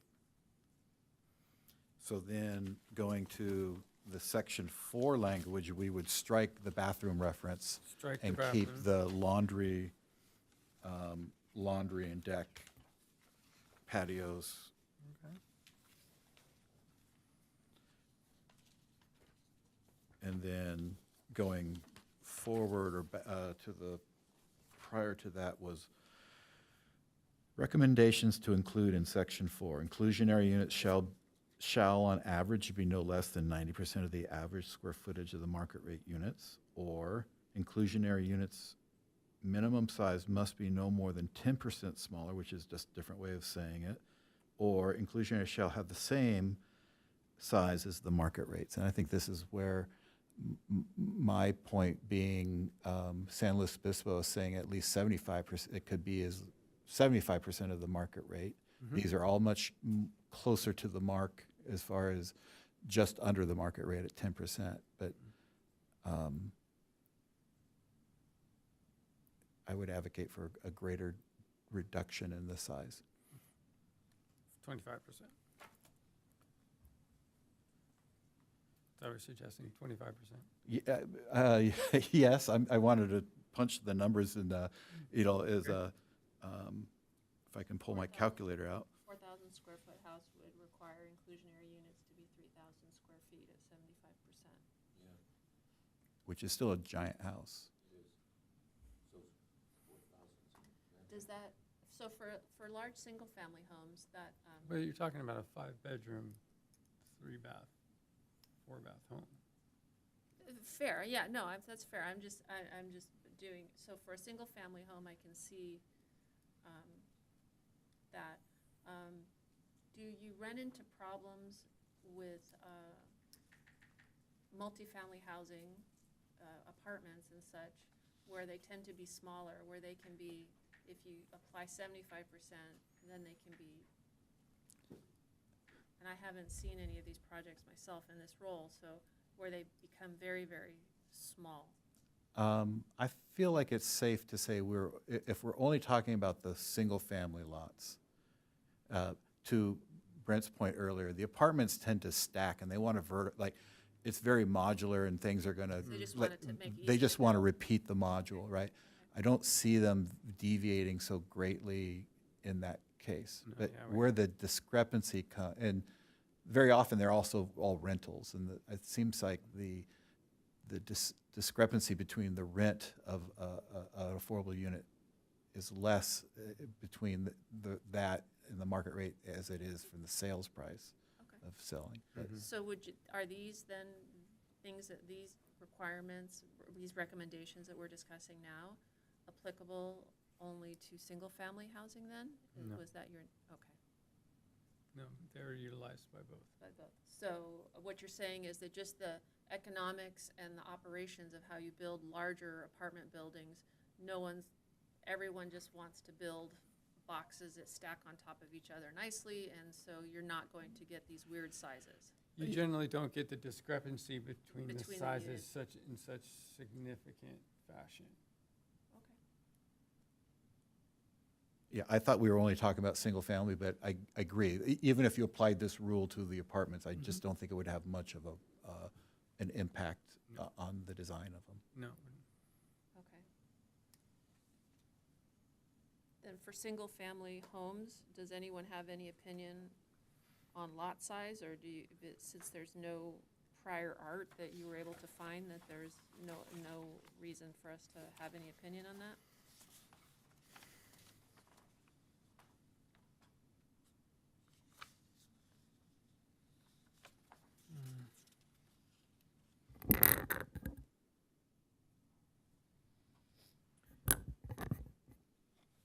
Michael? Any thoughts on lot size? So Lot size, no. To your point earlier, the people that live in the affordable units would not be able to afford the proper gardener, proper maintenance, proper upkeep. I think that's a good point. So,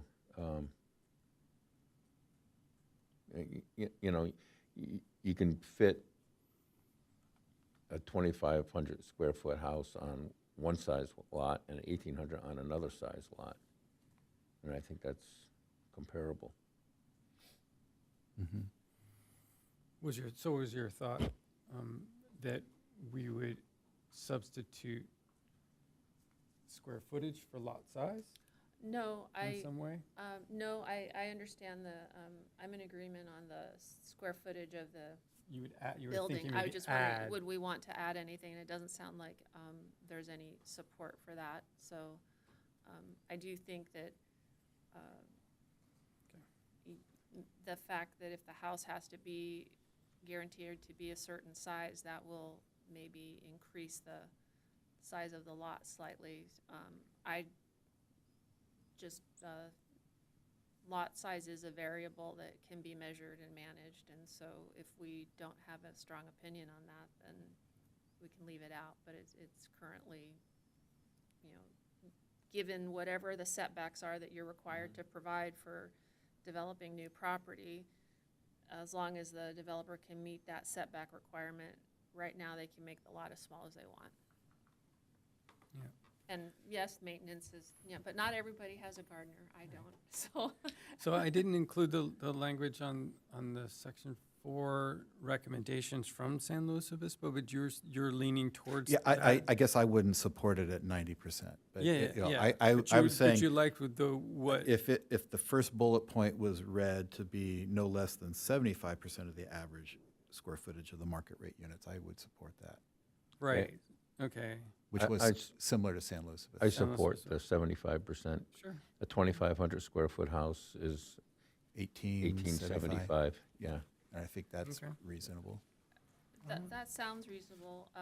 Do we have any data on single-family homes that are built in Encinitas that have had added the inclusionary housing? What the ratios are between the inclusionary houses versus the market rate houses? Yeah, I don't know that because I don't think it's being tracked. Because right now, they can be quite small, right? Correct, yeah, I don't have that data readily available. It might be interesting to know, like, what are we currently at? What are we seeing? You know, are they at 50% or 80% or? Mhm. Because I don't know, I can't tell if 75% sounds reasonable, but I can't tell if that's a deviation from what currently happens today or not. So, and I guess what I might suggest is you guys look back at the Ocean Bluff project and just see what the ratio was on that project as a more recent example, which seems to have been one of the ones that has triggered this reaction. Okay.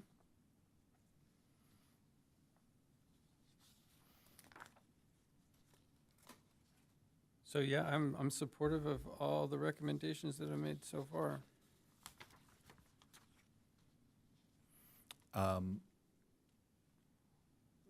Bridget, I think you're suggesting that a little more data regarding the current condition would help. I think as it stands, someone's going to go write a memo, but it's not a final memo, and right, we're still going to come vote on it. I think I heard you supporting the 75%, but then some hesitation that maybe you didn't know how that related to the current condition.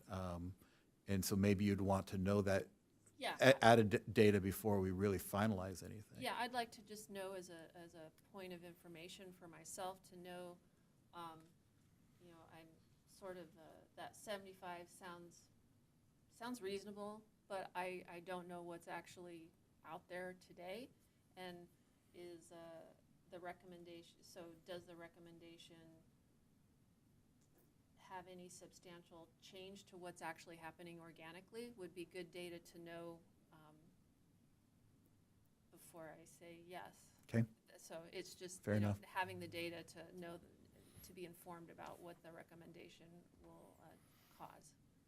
So Brent, I think that gives you some input on the recommendation, of the things that you've marked, or you proposed. We've kind of given you our preference for some of them. We added one that would address bathroom count, and we're requesting maybe a little more information about what is happening organically currently, just to evaluate the 75% value versus that. Okay. All right, and thank you again for bringing it up. Yes. Thank you for Couldn't the do it without you. research. Okay. Before we conclude that item, just as a quick note, the next agenda in the first meeting in August is looking pretty heavy. So just in terms of your scheduling purposes, I would probably not plan on the first meeting in August. You'll have a lot of development reviews, it looks like, coming up. Fun. Okay. Item 9 on our agenda is future agenda items added by planning commissioners. Are there any? Nope. None from me. Okay. Are there any planning commission reports? Nope. Are there any secretary reports? No. Okay, with that, I'm going to adjourn the meeting until the next regular planning commission meeting on August 6th. Good night.